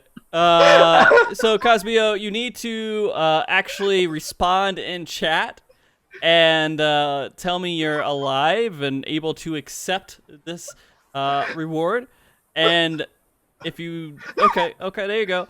I'll get with you after the show through Twitch, so just make sure to keep paying attention to Twitch, and I will actually talk to you. And I guess Yuki will help me if I can't get a hold of you through Twitch for some reason, and we'll get everything situated so you can get this over here. How do you say that? You guys know how to say it? Corporal? Right? I ain't saying that. You're not risking it? All right. Koro. I'm going with that. One more viewer question here, and then we'll kind of start wrapping up, guys. It's been a long show. We're at about 3 hours now. And Arthas, I appreciate you waking up. I don't know if you got a lot of sleep last night. I hope you did. No, I'm okay. Yeah. He's ready for TI now. I can see it in his eyes. Yeah, 2 more hours. Can we go 2 more hours? I don't know if I can. You can. I guess this is the other thing. It's a general statement. I don't know why this was made. Do you think that a lot of DPS are going into tanks and they're just jaded DPS mains that decided to go into tanks? See any occurrence of that happening? Not this expansion. Maybe like the past couple ones, but not this expansion. Okay. Like, that's so DPS role is in such shit situation right now. Melee's Ninja is already out. Samurai is kind of out. Everybody is playing Monk and Dragoon. Range DPS. I don't know, man. I feel like this expansion DPS are like getting a hard time sticking to like a DPS job or wants to play more DPS. Now and then on the other hand, we got 4 super balanced tanks right now. And then Gunbreaker is like a DPS job and then tank. So it's a very rough thing to just say, I guess, for now. Yeah. I think the intent behind the question was this person wanted to play DPS, but they only had tank to choose from because of their group or like the surroundings. I'm pretty sure that was the context of this question. Okay. All right. Guys, we are in the wrapping up stages here. I appreciate everybody coming to watch the show and everything. Before we end, there are some things that I do want to go over. One is I want to make sure every single guest has a moment to say any last words they'd like to say about tanks in general, do any shout-outs they want to do, and just let you guys know if you want to talk with this person more, how you can go about doing that. And I'm going to start with you, Arthas, if that's all right. So any last words you might have in regards to tanks? It's okay to be gray. No, it's not. You can improve today. Right now, at Arthars Bootcamp, just go to Twitch, twitch.tv/Arthars to find out more. I'll be waiting. Not today, though. Not today. Okay. TI is today. TI is today. Okay. All right. All right, Aria? Oh. I really don't stream that much anymore, but you can always find me on Discord. Aria #7254 if you're interested. I'm always open to like help questions here and there, or help answer questions on everything that you want to know about tank stuff. I'm always open to like teaching stuff, little things like know-hows here and there. But for tanking advice, I would usually say, if you're new to tanking, try to section your learning stuff or learning like subjects into 3 things: your damage, your cooldowns, and then just the boss rotation. Don't try to tackle all 3 of them at the same time. You're just gonna get overloaded. Just focus on one thing at a time, and always be sure to know what your abilities do. And yeah, if you still don't know, always check out Arthas' stream or go to Balance. As a last result, try to figure things out yourself. If you can't, then you go and talk to Arthas. And always... No. Like, we have a lot of amazing streamers. Like, yeah, I echo some of the thoughts, man. I wanted to ask you this off stream since we are on it. You should stream more. Like, Yuki should also stream more, but Yuki, I think, is really busy with work now. Actually, but, like, I stream like every other day now. Oh, nice. Yeah. Like Yuki, Aria, Zeno. I don't really want to say me because I'm new to the NA scene. You're not new to the right NA now. scene. Oh, no. I'm new to this culture. I find myself getting more and more greedy and tipping over, failing now than the me that was playing safe. So, I'm not sure whether fully check out. I'm still getting that balance, but yeah, with like Aria, Yuki, a lot of people, man, like even Momo also play tank, I think. So yeah, definitely should check out streams. There's a lot of wonderful streamers, man, that can play the game at a decent and above level. Yeah, we are all amazing. Not just 1 or 2, right? All of us are amazing. True. For sure. You are breathtaking. Okay. No, you're breathtaking. All right, Yuki. You want to finish up with shout-outs and all the other good stuff? Okay, sure. So you can find me on the Balance Discord. I'm usually hanging around in the Gunbreaker channels. You can feel free to just come and ask me any questions, and I'll see if there's a Kupo-bot command to answer that, because that's like 90. I answer 90% of the Balance questions with Kupo-bot right now. But otherwise, I also stream every other night or so. You can find me. I posted the link on. Oh, never mind. I didn't post it. Yeah, right. Should have asked for permission. I forget these things happen. Okay. It's okay. I got you can go over to twitch.tv/Yuki Raids. There I usually play Gunbreaker, doing some Savage PF farms and trying out stupid stunts. So you can definitely see me play Gunbreaker and fail a lot. But I will also do like a couple of like weird optimization stuff if you want to come see that. And shout out to the Gunbreaker channels in the Balance. You guys are really, really wholesome. Really enjoy my time there. Okay. All right. So again, guys, thank you so much for coming on the show. It does mean a lot to me. The show would not exist and be possible without the wonderful guests that I am able to bring on. And I know Yuki, Aria, it's been a bit since we got you back on, but I mean, I last year was such a crazy, like, every once in a while I do a show. This year I've been back to back to back, and the weekends have been pretty solid. And Arthas, I always love having you on. I don't care what YouTube says, dude. I don't know about that, man. I don't know about that, man. Like, you messaged me 2 days ago. I was thinking whether is it because Zeno has real life stuff today? That's why you approached me. It is. I got a feeling, right? I just got a feeling, right? Like, because of me talking too much, maybe you don't want me anymore. About it. So man. I'll let you know. I was thinking about it. I was like, I could get Zeno and I can get Arthas on the show. But then that's like bringing 20 people on. So it's like I gotta balance some way. I gotta get through topics in some form or fashion. But I mean, honestly, it's great. And to all that to be noted, I don't know, guys. It may happen. We were talking about getting Arthas Con going at some point on MogTalk and having a discussion with having Arthas just come on and just talk and people ask questions about Arthas. So, wow, that YouTube video comment is gonna be. It'll be skipped.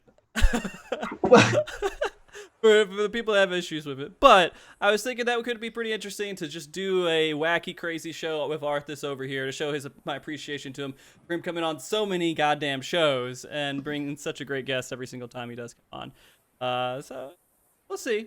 We'll see, guys. Yeah, we'll see. We'll see. That being said, I do also want to thank everybody coming to watch the show today. It does mean a lot. Carrara for being my emotional support in the background and handling our cat, which always loves to run in my room. And also Blizana for the layout that I use during the show, and Andre Kane for the opening and closing music that we have. And of course, Square Enix for providing these giveaways that I'm able to give to you guys every single week. I wouldn't be able to give these out because you can't get these unless if you go to Japan and you're in an arcade. So this is just one other way that I can try to provide it to people who don't live in areas where they have this merchandise in an arcade machine. And where did you get them again? Square, the community team sent me some to give out to everybody. So maybe we'll have more in the future too. I do have a few more to give away before I run out of my supply, and then maybe we'll try to work something out because I do love giving these giveaways, and we have had a lot of people support the stream. So that being said, this VOD will be uploaded Monday morning for everybody that wants to watch it. Of course, those people who do help make this show happen and support the stream with your subscriptions will have immediate access to it as soon as the stream is offline. And with that being said, everybody have a wonderful rest of your week. We'll see you next week when we talk about the toxicity that lives outside of elitism with maybe casual environments and other environments that does get looked over quite a bit. And everybody, remember to be good. Keep cool, stay frosty, and everybody say wave bye. Bye. Bye. Thanks for having